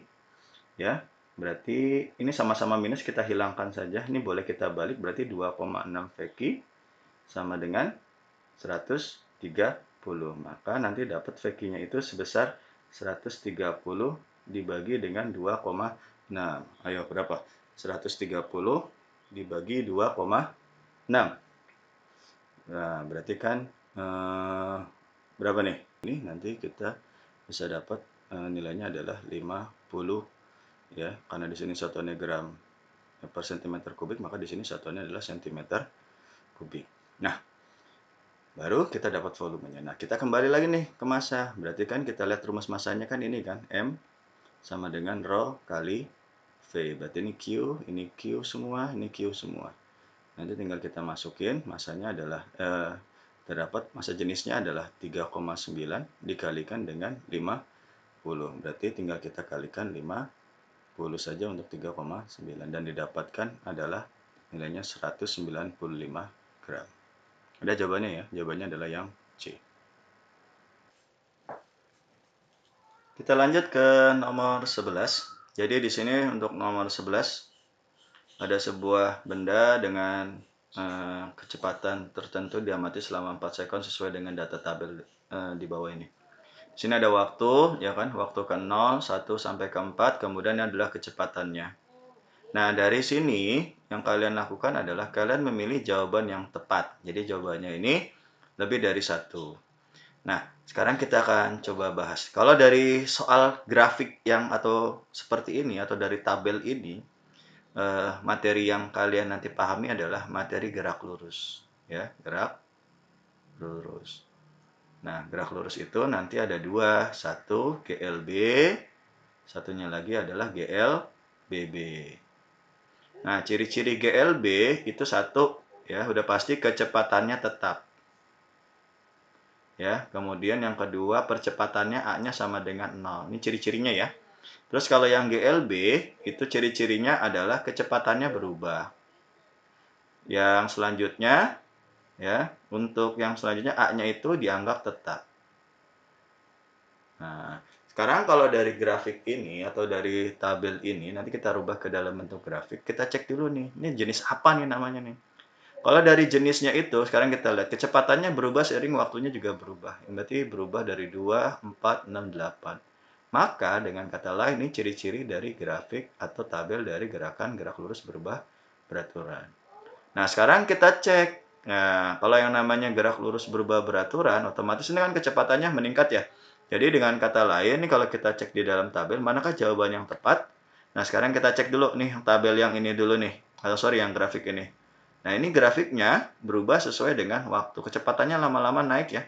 Sampai ke 4 nanti dia ada di sini. Maka otomatis ini kita anggap betul karena kecepatannya sesuai ya. Berarti di sini kecepatannya 2, waktunya 1. Ya, dan seterusnya. Ini kalau kita bikin garis, grafiknya seperti ini. Nah, ini kita anggap betul. Nah, terus yang selanjutnya apa? Perpindahan. Sekarang kita cek perpindahan. Nah, yang namanya pindah, ya kan, sebenarnya simpel ya. Kamu bisa atau kalian bisa menggunakan rumus ya kan dari V sama dengan S bagi T. Maka kalau kamu mau cari S berarti tinggal V kalikan dengan T. Ini tinggal kita kalikan aja sesuai dengan waktu. Waktunya ini sebenarnya sih waktu tempuh ya, bukan waktu yang ada di sini. Ya, jadi contoh gini, ini 00 berarti S-nya itu sama dengan 0 gitu. Nah, kalau yang ini berarti 2 kali 1 berarti S-nya sama dengan 2 meter. Nah, ini selisihnya kan 1 semua. Jadi waktunya 1. Tapi jangan kalian tulis di sini 2 kali 4 salah nanti. Maka di sini juga sama, berarti S-nya itu sama dengan ya berarti 1 kali 4. Maka di sini ada 4 meter perpindahannya. Ini juga sama, berarti 3 kali 6 berarti 6 meter. Di sini juga sama, berarti 8 meter. Berarti grafiknya nah kita cek nih. Nah, kalau dari perpindahan ini berarti kan ini 1 nih. 1 itu 4, sedangkan 1 itu dia harusnya 2. Maka otomatis dari tabel grafik ini aja udah salah. Ya, berarti grafik yang ini salah. Oke, sekarang kita cek lagi yang ke bawah. Nah, untuk tabel percepatan dibilang tadi percepatannya selalu konstan atau tetap. Nah, rumus percepatan apa sih? Rumus percepatan itu, ya kan, A itu sama dengan kondisi kecepatan kedua atau kecepatan akhir dikurang dengan kecepatan awal, berarti T2 dikurang T1. Nah, ini nanti tinggal kamu selisihin aja. Contoh misalkan, saya pakai yang, saya ganti warna dulu biar tidak keder. Berarti misalkan dengan 2 dengan ini dengan yang ini. Nah, ini akhirnya, ini awalnya, ini waktunya selisihnya. Berarti tinggal kita cek nih. Berarti di situ ada 4 dikurang 2 dibagi dengan 2 kurang 1. Maka kita dapat di sini ada 2 dibagi 1. Maka percepatannya ada 2 meter per second kuadrat. Berarti kecepatan konstannya adalah 2. Maka kita lihat di grafiknya. Grafiknya tadi berapa? Ini 2 ya. Mau waktu berapapun adalah 2 ya. Maka nanti di sini juga kita anggap betul. Oke. Nah, yang selanjutnya adalah, nah, sekarang kita cek nih jaraknya nih. Kalau jaraknya, tadi kan hampir sama kayak perpindahan ya. Berarti jaraknya ini harusnya ini pada detik 1 ini sama dengan 2, ya kan? Tapi di sini malah 4. Titiknya koordinatnya adalah 4. Di sini juga sama. Ya. Oke, berarti dengan kata lain, jarak yang ditempuhnya itu adalah salah ya, harusnya kan di sini kan 2. Ini kan kalau 1 ya pada detik 1 berarti hanya 2. Kalau detik 2 hanya 4. Nah, berarti ini kondisinya juga kurang tepat. Nah, sekarang kita lihat yang kecepatan. Nah, yang kecepatannya gimana nih? Kecepatannya berarti kita lihat ini kecepatannya malah menurun ya. Kalau kecepatannya malah menurun itu bukan GLBB dipercepat sesuai dengan tabel di atas karena kecepatannya naik. Berarti ini dianggap salah. Nah, inilah jawaban tabel untuk soal nomor 11.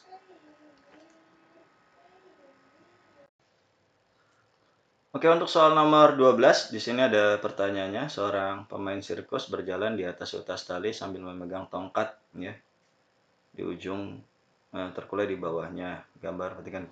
Tongkat panjang yang terkulai ke bawah membantu menjaga keseimbangannya karena tongkat. Nah, ini ya. Ini berkaitan dengan materi kesetimbangan. Ya, rotasi dan kesetimbangan.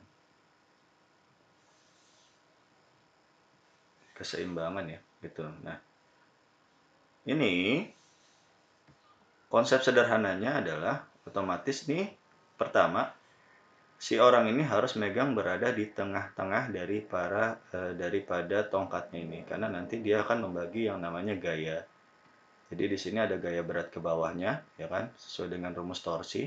Maka di sini ada gaya, berarti di sini ada W1 misalkan, di sini ada W2, dan ini dia harus berada di tengah-tengah di pusat masanya. Maka di sini ada R1, di sini ada R2.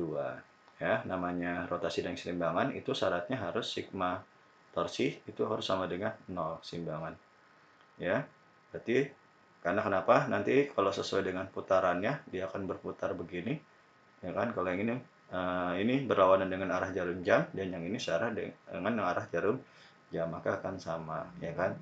Maka otomatis ya penyebaran dari masing-masing tumpuan ini akan seimbang. Maka si pemain sirkus ini akan berjalan tanpa hambatan dan melintasi karena keseimbangannya dibantu oleh si tongkat ini. Nah, sekarang kita cek pertanyaannya, siklus jawabannya. Yang kita cek gini. Jawabannya adalah memperbesar gerak gaya sehingga pergerakan ke sampingnya lebih lambat. Ini enggak ya, enggak sesuai dia di situ. Oke, terus yang B adalah menyebabkan pusat massa sistem berada di titik tumpu yang membuat setiap seimbang. Ini benar ya? Berarti kan nih, pusat massanya berarti berada di sini semua. Ya, pusat massanya berarti berada di tengah, nanti dia akan kebagi di sini. Jadi ini kita anggap benar. Kita cek dulu yang lain dulu. Memperbesar gaya gesek antara kaki nggak nyambung di sini. Menarik tubuh ke bawah sehingga tubuh pemain sirkus tidak mudah terangkat. Ini juga nggak ada maksudnya nggak sesuai ya dengan konsepnya. Menambah gaya dorong ke depan sehingga ini apa lagi nih? Jawaban yang tepat adalah yang B. Ini untuk soal nomor 12. Oke, untuk soal nomor 13, di sini ada botol semprotan ya, yang ditiup cepat ke tabung sempit ya. Pertanyaannya adalah manakah penjelasan yang berhubungan sama kinerja dari alat semprotan parfum ini. Nah, yang perlu kalian tahu bahwa semprotan ini ya menggunakan konsep fluida. Fluidanya adalah fluida dinamis. Fluidodinamisnya ini berkaitan dengan hukum Bernoulli. Nah, yang kalian perhatikan adalah ini sebagai konsep dasar ya. Jadi hukum Bernoulli itu nanti ada aliran udara sama tekanan.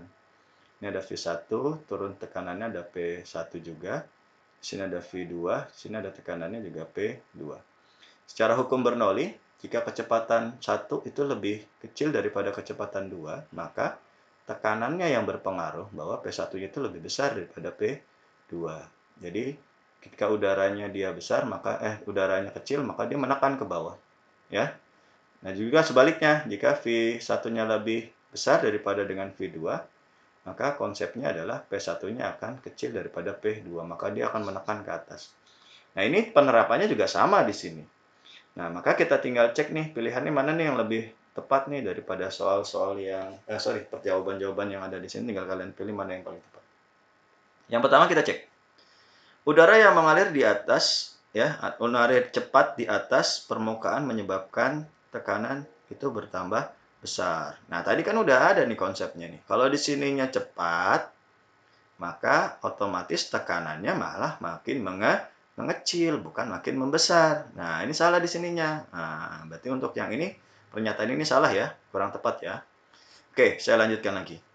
Tekanan di permukaan cairan parfum lebih tinggi dibandingkan dengan atasnya. Jadi tekanan ya, jadi karena di sini udaranya cepat, dia jadi menekan nih tekanannya ke atas, sama kayak konsep ini tadi. Jadi ini betul ya, untuk yang kedua betul. Terus yang ketiga kita cek, cairan parfum terdorong naik karena faktor udara luar. Pasti, karena ini tidak ada tekanan, maka yang kita pakai adalah tekanan udara yang ada di luar ini. Jadi saling menekan, ini naik ke atas juga. Jadi juga ada pengaruhnya. Ya, jadi ini adalah betul juga. Nah, kemudian kita lanjutkan. Volume cairan yang berada di dalam botol parfum mempengaruhi. Kalau dari hukum Bernoulli ini nggak ada volume di sini, hanya bermain kecepatan sama tekanan. Otomatis nggak nyambung nantinya, jadi kita anggap salah saja di sini.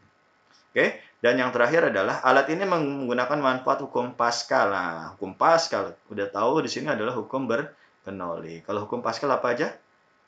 Ya, betul. Berarti ada kayak contohnya adalah dongkrak, ya, hidrolik, dan lain-lain. Nah, ini adalah untuk jawaban dari soal nomor 13. Oke, kita lanjut ke nomor 14. Jadi ada seorang pemanah sedang mengikuti lomba menombak ikan di kolam dangkal.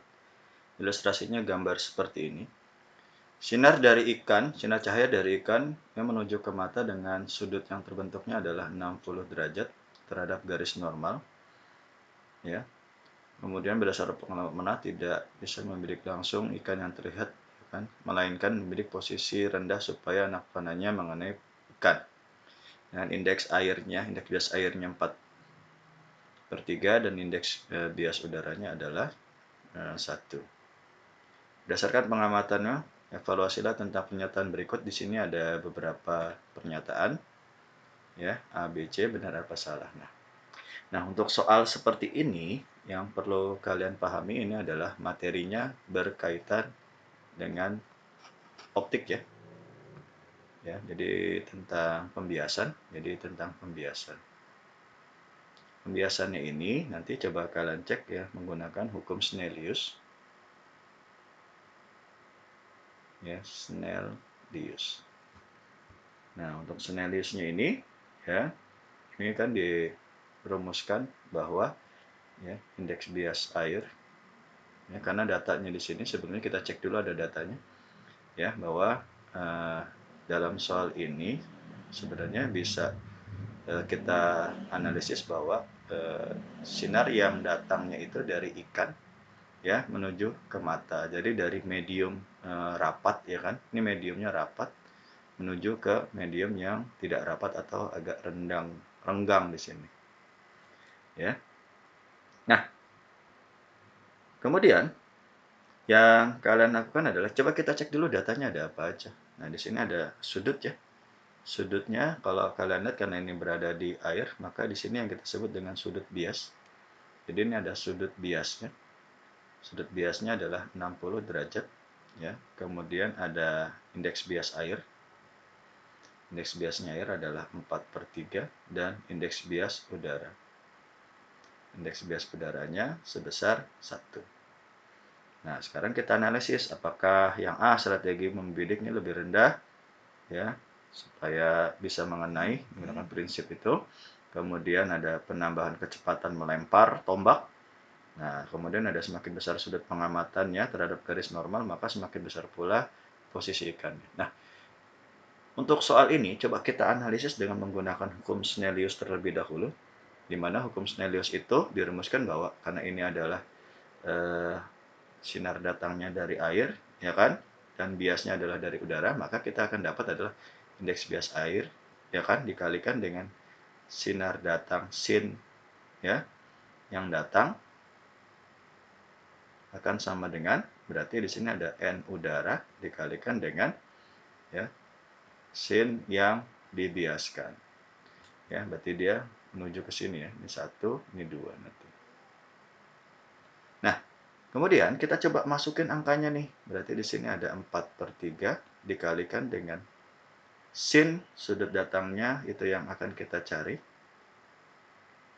Nanti akan sama dengan ya n-nya udaranya 1 dikalikan dengan sin biasnya adalah 60. Jadi ngelihatnya bias ya di sini ya. Ini garis normalnya. Nah, kemudian tinggal kita cari saja di sini. Berarti ada 4/3 dikalikan dengan sin sudut datang ya, akan sama dengan sin 60 itu adalah setengah akar 3. Kita kalikan 1 berarti tetap setengah akar 3. Maka sin sudut yang datang ya, ini tinggal kita pindahin aja nih. Oh, berarti ada 3/4 ya kan, dikalikan setengah akar 3. Maka nanti dapatnya adalah sekitar 0,6495. Nah, nanti ini kita rubah nih sin berapa nih yang berhubungan dengan data ini. Berarti kalau kita cek di sini ya, sudut yang datangnya itu kalau dari data ini kita menggunakan kalkulator itu sebesar 40,5 derajat. Nah, artinya ya, sudut bias ya, sudut bias adalah 60 dan sudut datangnya adalah 40,5. Berarti sudut biasnya lebih besar dibandingkan dengan sudut yang datangnya. Otomatis dia ikan ini akan terlihat bayangannya itu adalah di dekat yang air yang dangkal. Padahal dia ada di dalam nih. Karena pembiasan tadi makanya dia terbukti bahwa dia lebih ada di dekat permukaan air atau di daerah yang dangkal. Maka untuk strategi pemanah yang lebih tepat ini karena merupakan strategi yang, nah ini juga benar ya. Jadi dia harus yang lebih rendah nih, pemanahnya membidik yang lebih rendah daripada posisi ikan yang terlihat ya, merupakan strategi. Nah ini benar nih. Jadi yang ini adalah A yang benar. Oke. Terus yang selanjutnya adalah yang B, kita cek. Penambahan kecepatan pada saat melempar tombak dapat meminimalisir kesalahan. Kecepatan melempar itu nggak ada kaitannya dengan ya hukum Snellius ataupun analisis tadi yang kita lakukan. Jadi ini kurang tepat ya. Entah ini masuknya kemana, tapi kalau saya rasa ini kurang tepat karena nggak ada sesuai dengan yang dilakukan atau dianalisis yang tadi. Nah, kemudian yang C, semakin besar sudut pengamatannya, maka semakin besar juga semakin besar juga perbedaan posisi ikannya. Nah, perbedaan sudut berarti kita lihat aja sebanding atau tidak nih. Berbanding sudut kan semua berbanding lurus ya. Jadi kalau sudut datangnya sama sudut biasnya nanti diperbesar, otomatis nanti juga yang lainnya juga akan ikut membesar. Maka dengan kata lain, dengan konsep perbandingan tadi, semakin besar sudutannya, berarti sudutnya makin besar, ya otomatis ya kan jarak antara ya perbedaan posisinya juga semakin besar, dan ini jawabannya adalah yang benar. Oke, kita lanjutkan untuk soal nomor 15. Di sini ada eksperimen termodinamika mengenai mesin Carnot ya, beroperasi antara reservoir suhu tinggi 800 Kelvin dan suhu rendahnya adalah 480 Kelvin. Seorang peneliti ingin mengganti mesin Carnotnya sehingga memiliki efisiensi tinggi. Agar berjalan efektif, maka mesin Carnot mana saja yang digunakan sebagai pengganti mesin yang semula. Nah, ini tipikal untuk soal yang pilihan gandanya kompleks ya. Jadi nanti tinggal kalian cocokin aja mana yang sesuai. Nah, untuk nomor 15 ini nanti berarti mau nggak mau kalian membuka kembali catatan mengenai konsep bab termodinamika, di mana termodinamika ini khususnya adalah yang berhubungan dengan mesin Carnot. Nah, nanti tinggal kalian buka ya. Nah, mesin Carnot di sini ya, untuk yang ditanyakan adalah efisiensi. Rumusannya untuk efisiensi mesin Carnot itu adalah, ini ada lambang efisiensi, nilainya adalah 1 dikurang dengan T2 dibagi dengan T1. T2-nya suhu rendah, jadi ini adalah suhu rendah. Ya. T1-nya adalah tinggi. Kebalik ya, biasanya kan 1 dan 2 kan beda di sini. Tapi kalau dalam mesin Carnot, T2-nya rendah, T1-nya tinggi. Nah, untuk yang pertama kali, kalian cek dulu kondisi awalnya dengan suhu yang ini nih. Berarti T2-nya adalah 800 Kelvin, T1-nya adalah 480 Kelvin. Nah, kalau kita masukkan ke dalam rumusan siklus Carnot-nya ini, bukan siklus Carnot ya, mesin Carnot ini, maka kita dapat adalah efisiensi sama dengan 1 dikurang T tinggi, T rendahnya adalah 480, kita bagi dengan 800. Ini kalau kita coret berarti nilainya itu adalah 1 dikurang ya 0,6, karena kan kita bagi ya 0,6, maka nanti kita dapat adalah 0,4. Nah, awalnya adalah 0,4 efisiensinya. Nih misalkan, nanti kalau kita kalikan 100% berarti menjadi, kita kalikan 100% jadi ada 40% misalkan gitu. Jadi satuannya bisa persen, bisa nilai ini aja. Nah, triknya supaya kalian lebih cepat dalam mencari ini adalah kalau bisa supaya menghasilkan lebih tinggi, otomatis pengurangan pada saat pembagian ini itu nilainya harus kurang dari 0,6. Nah, ini kan 480 dibagi 800 kan 0,6 kan. Kalau semakin kecil ya atau kurang dari 0,6 ini, otomatis nilai efisiensinya akan semakin besar. Maka triknya begitu. Maka nanti kamu cek nih satu-satu. Nilai pembagiannya berapa supaya ininya kecil. Nah, sekarang kita coba. Misalkan ada A, B, C, D, E ya. Nah, sekarang saya ganti pulpen dulu. Nah, sekarang kita cek yang A misalkan. Yang A berapa aja tuh? Ini tingginya, ini rendahnya. Berarti kan tinggal kamu bagi aja. Berarti kan ada 480 dibagi dengan 600. Nah, ini kalau nggak salah, kalau dihitung-hitung, dapatnya adalah sekitar 0,8. Nah, 0,8 lebih tinggi kan? Berarti ini salah. Ya, itu salah. Itu ya. Nah, kita lihat yang B. Yang B itu berarti 400 dibagi dengan 800. Ini coret ya. Setengah ya. Jadi setengah itu 0,5. 0,5 kan masih kurang ya. Masih di bawah ini ya. Jadi intinya nanti nilai pembagian T2 per T1 itu kalau bisa kurang dari 0,6 gitu. Nih masih bisa nih dapat nih. Berarti B bisa. Oke ya. B dapat ya nih ya. Ini dapat nih. Oke. Terus yang C kita cek. Berarti di situ ada 500 dibagi dengan 900. 500 bagi 900 itu kalau dihitung-hitung pakai hitungan normal berarti ada kita dapat adalah 0,55555 atau 56. Ya. Masih cocok ya? Masih kurang ya? Berarti masih cocok. Yang C masih cocok. Sekarang kita lihat yang D. Yang D itu berarti 600 dibagi dengan 900. 600 bagi 900 itu kalau dihitung sekitar 0,66666 berarti 667. Wah, ini udah lebih dari 0,6 berarti ini bukan ya. Dan yang terakhir itu coba kita cek yang E, berarti ada 600 kita bagi dengan 1000. 600 bagi 1000 ya 0,6, sama aja dong. Jadi tidak ada perubahan karena yang diminta itu harus lebih tinggi. Maka jawaban ini kurang tepat. Oke ya. Jadi yang tepat adalah yang B dengan yang C. Oke, kita masuk ke soal nomor 16.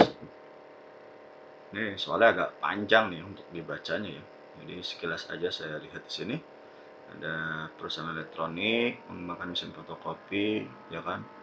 Menggunakan teknologi toner transfer toner elektrostatis lebih efisiensi dengan ini ada key-nya ya, ada muatannya, dipindahkan ke dalam drum dengan plat 2 sejajar. Dengan spesifikasinya adalah jarak antar plat ya adalah 2 mm ya, 2 mm, beda potensialnya adalah 200, dan agar berjalan optimal gaya listrik minimum adalah 0,01 Newton. Oke. Tim menguji laboratorium, mereka menentukan bahwa beberapa kondisi cetakan dengan kualitas buruk ya, hasil cetakan yang buruk dengan area yang tidak tercetak dengan baik. Nah, dari sini ini soalnya soal benar dan salah ya. Ini soal benar dan salah dari data di sini nih untuk materi ini ya pasti berhubungan dengan listrik statis ya. Listrik statis, nanti dalam listrik statis itu ada beberapa materi. Yang pertama adalah berhubungan sama medan listrik ya, atau gaya listrik dulu, gaya listrik, kemudian dan medan listrik. Nanti tinggal kalian cek saja. Nah, sekarang kita cek dulu datanya. Di sini ada toner negatif, berarti ada Q-nya itu adalah ya 1 kali 10 pangkat min 7 kolom ya. Kemudian ada jarak antar plat itu D. D itu adalah 2 mm. Kemudian ada tegangannya, beda potensialnya adalah 200 volt ya. Terus ada gaya minimumnya itu F-nya itu adalah 0,01 Newton. Nah, sekarang ini lihat kondisinya dulu di sini ya. Jika jarak antar partikel dikurangi menjadi 1,5 dengan beda potensial tetap, gaya listrik toner akan meningkat sehingga memenuhi syarat fungsional. Syarat fungsionalnya itu minimal ya. Gaya listrik minimum, ini ada bahasa minimum nih. Yang diperlukan adalah ya 0,01. Nah, kalau kita lihat dari soal ini, yang tadinya 2 mm kemudian menjadi 1,5 mm. Nah, untuk menjawab soal A, kita taruh dulu beberapa perumusan di sini.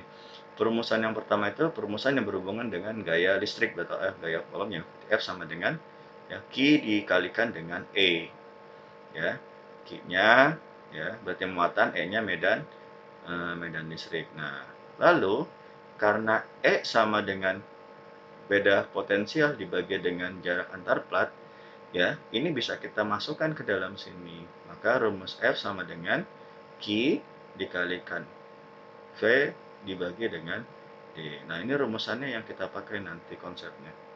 Nah, konsepnya kita pakai perbandingan saja. Nah, sekarang kita cek di sini. Kalau dia rubah dari 2 mm, kalau kita lihat yang A, dari awalnya adalah 2 mm, kemudian menjadi 1,5. Otomatis kan diameternya kan jadi mengecil ya. Nah, cukup kalian melihat saja perbandingan antara D dengan yang diminta di sini adalah beda potensialnya tetap, gayanya kita cek. Gayanya akan semakin apa? Apakah semakin meningkat, ya kan? Apakah semakin menurun? Nah, sekarang kita cek ya. Di sini ada F, di sini ada D, ya.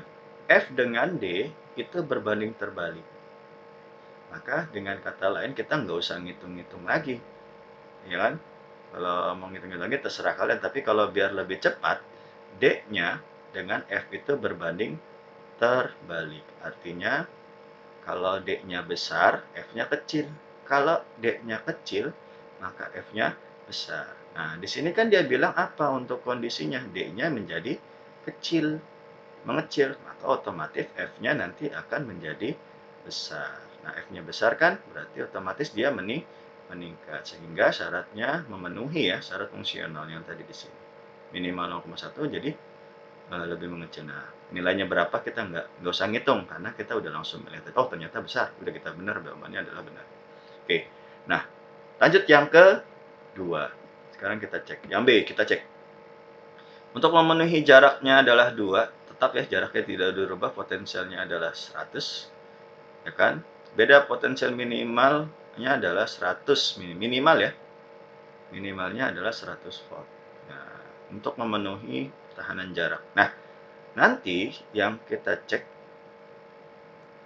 ya.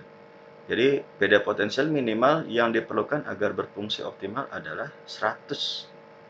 Nah, sekarang kita cek dulu apakah benar 100 atau tidak dari data ini. Nah, sekarang kita cek nih. Rumusannya apa? Ya udah kita ambil dari sini aja. Berarti ada yang B ya, berarti ya di sini ya. Maka rumusnya kan ada F ya kan sama dengan Q kali V dibagi dengan D. F-nya kan tadi kan berapa? Dia kan tanpa merubah beda potensial, ya kan? Yang diperlukan agar mesin berjalan optimal adalah TUS. Nah, nanti tinggal kita cek nih, berarti ada F-nya adalah ini 0,01 sama dengan Q-nya berapa? Q-nya itu kan tadi kan di atas berapa tuh? Kalau nggak salah 1 kali 10 pangkat min 7 ya. Nah, tulis berarti di sini ada 1 kali 10 pangkat min 7 kalikan dengan V dibagi dengan D. Ya, berarti nanti tinggal kita teruskan aja. Nah, berarti 0,01 sama dengan 10 pangkat min 7 kalikan V-nya dibagi dengan D-nya berapa tadi? 2 mili ya? 2 kali 10 pangkat min, karena ini milimeter, rubah ke meter berarti 10 pangkat 3. Oke ya? Nah, baru nanti tinggal kita terusin sini. Nah, ini tinggal kita pindahin naik ke atas, berarti ada 0,01 itu kan kalau dalam matematika menjadi 10 pangkat min 2 ya. Ini naikin ke atas berarti menjadi 2 kali 10 pangkat min 3. Ini turun ke bawah menjadi 10 pangkat min 7 sama dengan V. Oke, berarti tinggal kita bermain pangkat aja. Berarti 2 kali 10, ya kan? Min 2 kali min 3. Ini 7 naik ke atas jadi plus 7. Sama dengan V. Ya kan? V-nya akan sama dengan 2 kali 10 pangkat berapa di sini?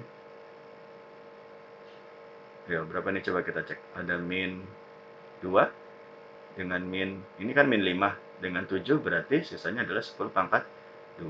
Berarti harusnya 2 kali 10 pangkat 2 atau kita sebut dengan 200 volt. Jadi minimal kalau dari data di sini dengan dengan jarak antar itu harusnya 200 volt minimal. Sedangkan di sini supaya mesin optimal diperlukan 100 volt, otomatis ini jawabannya kurang tepat. Harusnya 200 ya. Oke. Terus yang selanjutnya adalah yang C. Jika muatan toner ditingkatkan menjadi 2 kali, ya, mesin fotokopi akan berfungsi tanpa menggunakan parameter yang lain. Ya udah, kita ganti aja Q-nya itu menjadi 2 kali 10 pangkat 7. Ya. Apakah hasil gayanya yang minimal harus 0,01 Newton atau kurang dari sini? Kalau kurang berarti dia nggak berjalan efektif ya. Ya. Jadi kalau kurang dari ini berarti dia tidak efektif. Dia harus lebih tinggi. Tuh, kita hitung lagi, berarti ada F sama dengan Q kali V per D. Oke, jadi kita cari F-nya aja, berarti Q-nya itu kita ganti dengan 2 kali 10 pangkat min 7. Kita kalikan dengan voltasenya tetap 200 aja, karena kita pakai 200. Ya, berarti kalikan dengan 2 kali 10 pangkat ya milimeter ya tadi ya. Minus, nah kalau minus berarti di sini minus 3 ya. Oke, sekarang kita cek lagi.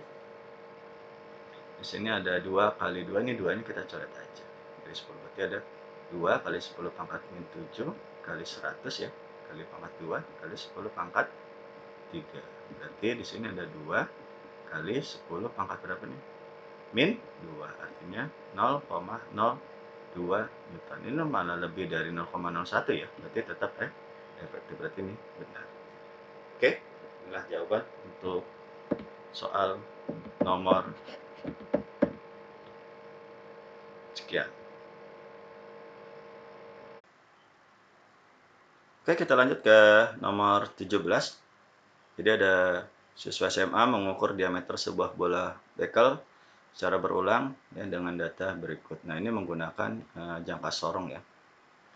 Nah, berikut hasil pengukurannya. Ini ada pengukuran 1, nilainya sekian, nih, gambarnya sekian, sampai ke pengukuran ke-4 di sini.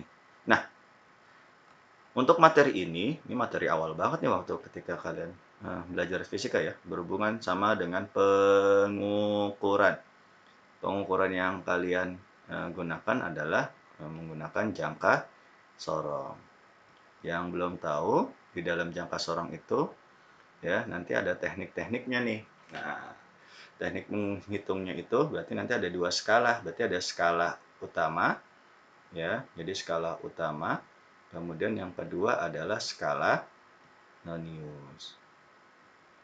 Nah, nanti kita cek dulu nih hasil pengukurannya benar tidak dengan hasil yang ada di sini. Nah, sekarang kita coba dulu untuk hasil yang pertama. Nah, untuk hasil yang pertama itu kita cek dulu skala utama, ya kan, dan skala Noniusnya, ya. Terus sini aja deh skala utama berapa, skala Noniusnya berapa, nanti kita cek. Nah, skala utamanya itu yang perlu kalian perhatikan adalah garis nolnya ini nih. Ini garis nol, ya. Ini sebagai patokan garis skala utama. Terus yang kamu cek adalah skala utamanya nih, yang atas ini skala utama. Ini skala Nonius, ya. Nanti kita cek dulu untuk skala utamanya nih, lihat nih 0. 0 ini adalah di antara garis yang ini sama yang besar ini. Nah, yang kecil-kecil ini adalah angka normalnya. Jadi ada 1, 2, 3, 4, 1,5, 6, 7, 8, 9, 10, jadi 2. Nah, 0 ini berada di tengah-tengah antara garis kecil 1 ini. Tapi jangan kamu tulis 1, karena dia belum menyentuh 1. Maka nanti skala utamanya adalah 1,0. Oke? Nah, ini untuk skala utamanya. Skala Noniusnya berarti lihat aja yang lurus sejajar dengan skala utama. Ini kalau kita lihat ini yang sejajar adalah yang ini. Ya, berarti ini adalah angka 6. Nanti kalau untuk jangka sorong ingat aja. Dalam rumus jangka atau dalam jangka sorong itu kan ada 2O ya. Sorong. Maka nanti kamu awalnya dulu tulisnya 2 di sini. Nanti tulis yang sejajarnya berapa. Ini sejajarnya adalah 6. Nanti tinggal kita jumlahin. Berarti ada 1,06 cm. Ini benar ya untuk yang gambar pertama. Nah, sekarang kita cek gambar yang kedua. Nah, gambar yang kedua berarti ada SU, SN yang kita tulis dulu. Skala utamanya berarti ini 1, berapa, ini belum menyentuh angka 1 ya. Berarti tetap kamu tuliskan adalah 1,0. Yang Noniusnya yang mana? Ini yang sejajar nih. Ini angka 8. Maka nanti kamu tuliskan 0,08. 0 ini 2 ini biar cepat aja. Tambahin berarti 1,08. Oh, kok jawabannya segini? Berarti ngaco. Oke? Nah, sekarang kita lanjutin lagi. Nah, terus yang kedua nih, didapat nih, SU, SN. Nah, skala utamanya berarti ada 1, berapa nih? Ini di antara 1,4 sama 1,5 nih. Berarti kita tulisnya yang sebelah kirinya, berarti kita tuliskan adalah 1,4. Ya, yang lurusnya yang mana nih? Ini angka berapa? Ini yang lurusnya angka 4 nih kayaknya. Yang lurus ini nih ya. Berarti di sini ada 0,04. Berarti kita jumlahin berarti 1,44. Ini benar ya? Oke. Terus yang terakhir itu ada, ini kita tulis dulu skala utama, skala Nonius. Nah, skala utama, skala Noniusnya berarti di sini ini nolnya kita cek. Berarti 1, berapa? Ini ada 1, ini ada 2. Ini di tengah-tengah ya. Berarti kita ambil yang kiri. Berarti ada 1,1. Ya kan? Skala Noniusnya berarti, nah ini yang angka ini nih. Ini angka berapa nih ya? Ini angka 7 kali 6, 7 ya. Berarti di 7. Berarti di sini 0,07. Berarti kita jumlahin 1,17 cm. Dan ini salah. Nah, berarti kita lihat pertanyaannya. Pernyataan berikut yang sesuai dengan pengukuran bola bekel adalah 1. Yang A kita cek, ini pilihan ganda biasa ya. Data yang dihasilkan dapat dipercaya karena pengukurannya lebih dari 1. Enggak juga, datanya aja banyak yang salah, ya kan ya. Jadi jawabannya A salah. Oke. Yang B, terdapat hasil pembacaan yang tidak sesuai dengan tampilan jangka sorong sehingga terdapat nih, bisa jadi nih ya, yang kita cek yang lain. Ya. Hasil pengukuran benda-benda seperti yang ditunjukkan pada gambar merupakan kewajaran karena bola bekel nggak nyambung ini ya. Yang nggak boleh salah juga, namanya juga pengukuran. Ya, pengukuran dilakukan oleh orang-orang yang berbeda sehingga dapat dihasilkan pengukuran yang berbeda. Ini juga tidak sesuai dengan apa yang dicantumkan di awal soal tadi. Nah, jawaban yang paling tepat adalah yang B. Oke, lanjut untuk nomor 18. Di sini ada penjaga gawang yang sedang menangkap bola. Ya, dia menarik sedikit tangannya ke belakang saat menangkap bola. Apa tujuan dari penjaga gawang menarik tangannya ke belakang? Nah, ini pilihannya itu ada banyak ya, pilihan ganda kompleks. Berarti nanti kalian bisa memilih jawaban yang tepat di sini. Nah, konsepnya untuk yang ini nanti kalian buka aja berhubungan sama impuls. Nih, impuls ini sama kayak dengan momentum ya, cuma nanti dirumuskan dengan I sama dengan F dikalikan dengan delta T. di mana ini adalah, nah ini adalah impulsnya, kemudian F-nya ini adalah gaya kontaknya, dan ini adalah waktu kontaknya. Nah, jadi ketika penjaga gawang ini memundurkan tangannya, berarti kan memundurkan ke belakang sini ya. Dengan kata lain, itu adalah dia memperlama waktu kontak dengan bola. Jadi pernyataan yang ini benar nih, ya. Jadi waktunya ini makin lama karena dia mundurin ke belakang. Nah, ini untuk yang pilihan yang pertama benar. Terus yang kedua, perhatikan. Berarti dia memperkecil gaya yang dirasakan. Nah, coba kita cek dalam perumusan. Maka I ya kan sama dengan F kalikan dengan delta T ini nih. Maka kalau kita rubah jadi F sama dengan, ya berarti kan I dibagi dengan delta T. F dengan delta T nih sebanding terbalik atau berbanding terbalik. Ya, berbanding terbalik. Nah, artinya ya ini setaranya terbalik ya. Jika waktunya besar, ya berarti ya kan gayanya kecil. Nah, sekarang dari data ini kalau kita lihat adalah untuk memperkecil gaya yang dirasakan. Karena waktunya semakin lama, berarti kan semakin besar ya. Maka gayanya juga akan menjadi semakin kecil sesuai dengan perumusan ini. Maka otomatis yang ini juga benar. Nah, terus yang selanjutnya apa? Nah, memperkecil impuls yang diterima. Wah, benar kan nih? Impuls yang diterima. Karena kita cek lagi nih.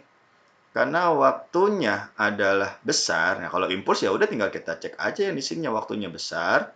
Ya kan otomatis kan ini berbanding lurus ya. I setara dengan delta T. Maka ininya besar, maka impulsnya juga akan semakin besar. Ini kurang tepat ya untuk memperkecil memperbesar, ini salah berarti.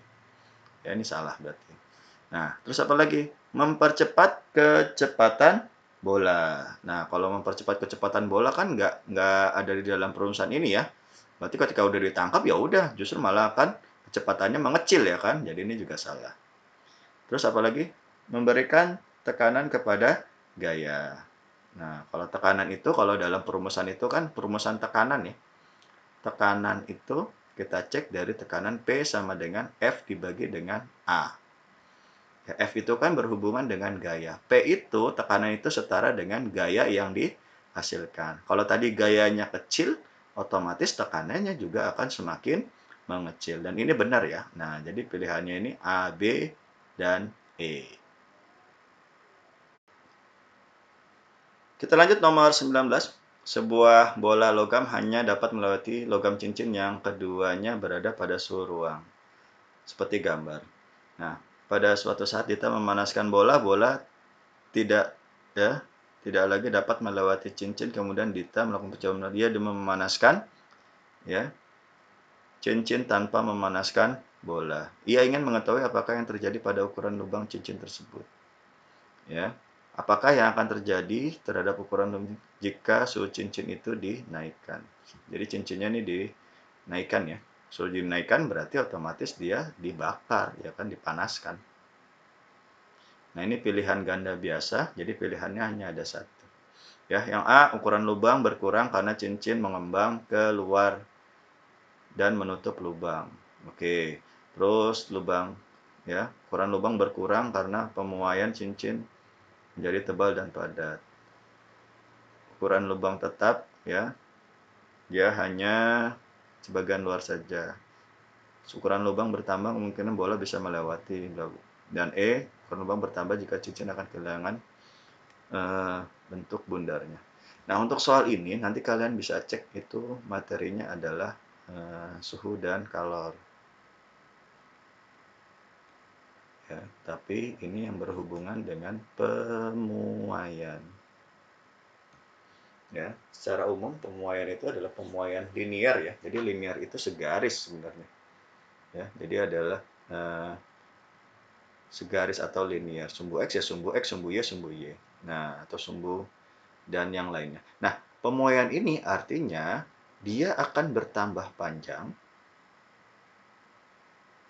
jika dipanaskan pada suhu atau titik dari lelehnya ini hampir meleleh ya, bukan jangan hampir meleleh, tapi dia akan memanjang karena suhunya diubah di sini.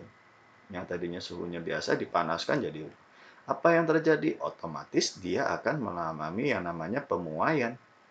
Nah, karena pemuaian sifat zat padat itu adalah pemuaian yang linier, dengan kata lain ketika dipanaskan, lubang dan keseluruhan ini itu akan mengalami yang namanya pemuaian. Ya. Jadi pemuaiannya itu adalah pemuaian linier, masing-masing dia akan bertambah luas. Yang luas di bagian mana? Bukan hanya di bagian sini saja, tapi juga di dalam bagian yang lingkaran yang ada cincin yang ada di sini. Nah, untuk kasus ini, cepat saja kalau dia dibakar, otomatis lubang yang pada gambar ini otomatis akan bertambah lebih besar karena mengalami pemuaian. Sehingga bolanya dapat melewati lubang ini ya, yang ukurannya berubah menjadi lebih besar. Jadi nggak mungkin ketika ditambahkan lubangnya berkurang, ya kan? Ini berkurang bukan, ya kan? Lubangnya berkurang, ya kan? Atau tetap sama aja kan? Nggak mungkin, ya. Kemudian bertambah. Nah, inilah jawaban yang mungkin adalah jawaban yang D. Kalau yang E, tetapi kehilangan bentuknya enggak. Kalau ini nanti dia liniernya dia akan bertambah atau memuai sesuai dengan bentuk aslinya.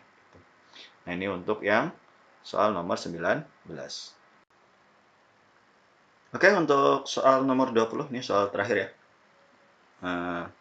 Jadi ada 2 kelompok siswa melakukan pengamatan di rumah berbeda selama 10 hari untuk mengamati menganalisis penggunaan listrik. Dari hasil pengamatannya ada rumah A, rumah B, ya kan? Rumah A LED 40 watt lampunya. Jumlahnya ada 10, paralelnya di rangkaian paralel, durasi waktunya 5 jam. Resistensinya setiap itunya adalah 0,5 per lampu. Sedangkan yang B, lampu pijar 40 watt, jumlahnya 6, susunannya seri, menyala selama 8 jam dan 0,2 ohm per lampu. Diketahui tegangan listriknya ada 220 setelah melakukan penelitian bahwa yang terukur adalah joule rumah B jauh lebih rendah dari yang diperkirakan, sementara dari pencahayaan yang dihasilkan tidak juga optimal.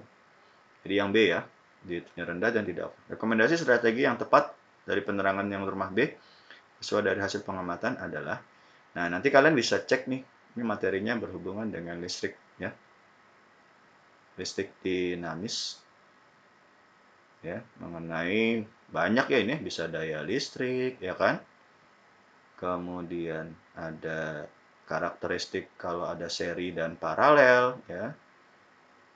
Jadi kamu bisa baca-baca dari data ini dan memperluas wawasan kalian mengenai ini. Nah, sekarang kita fokus ke soal ini dulu.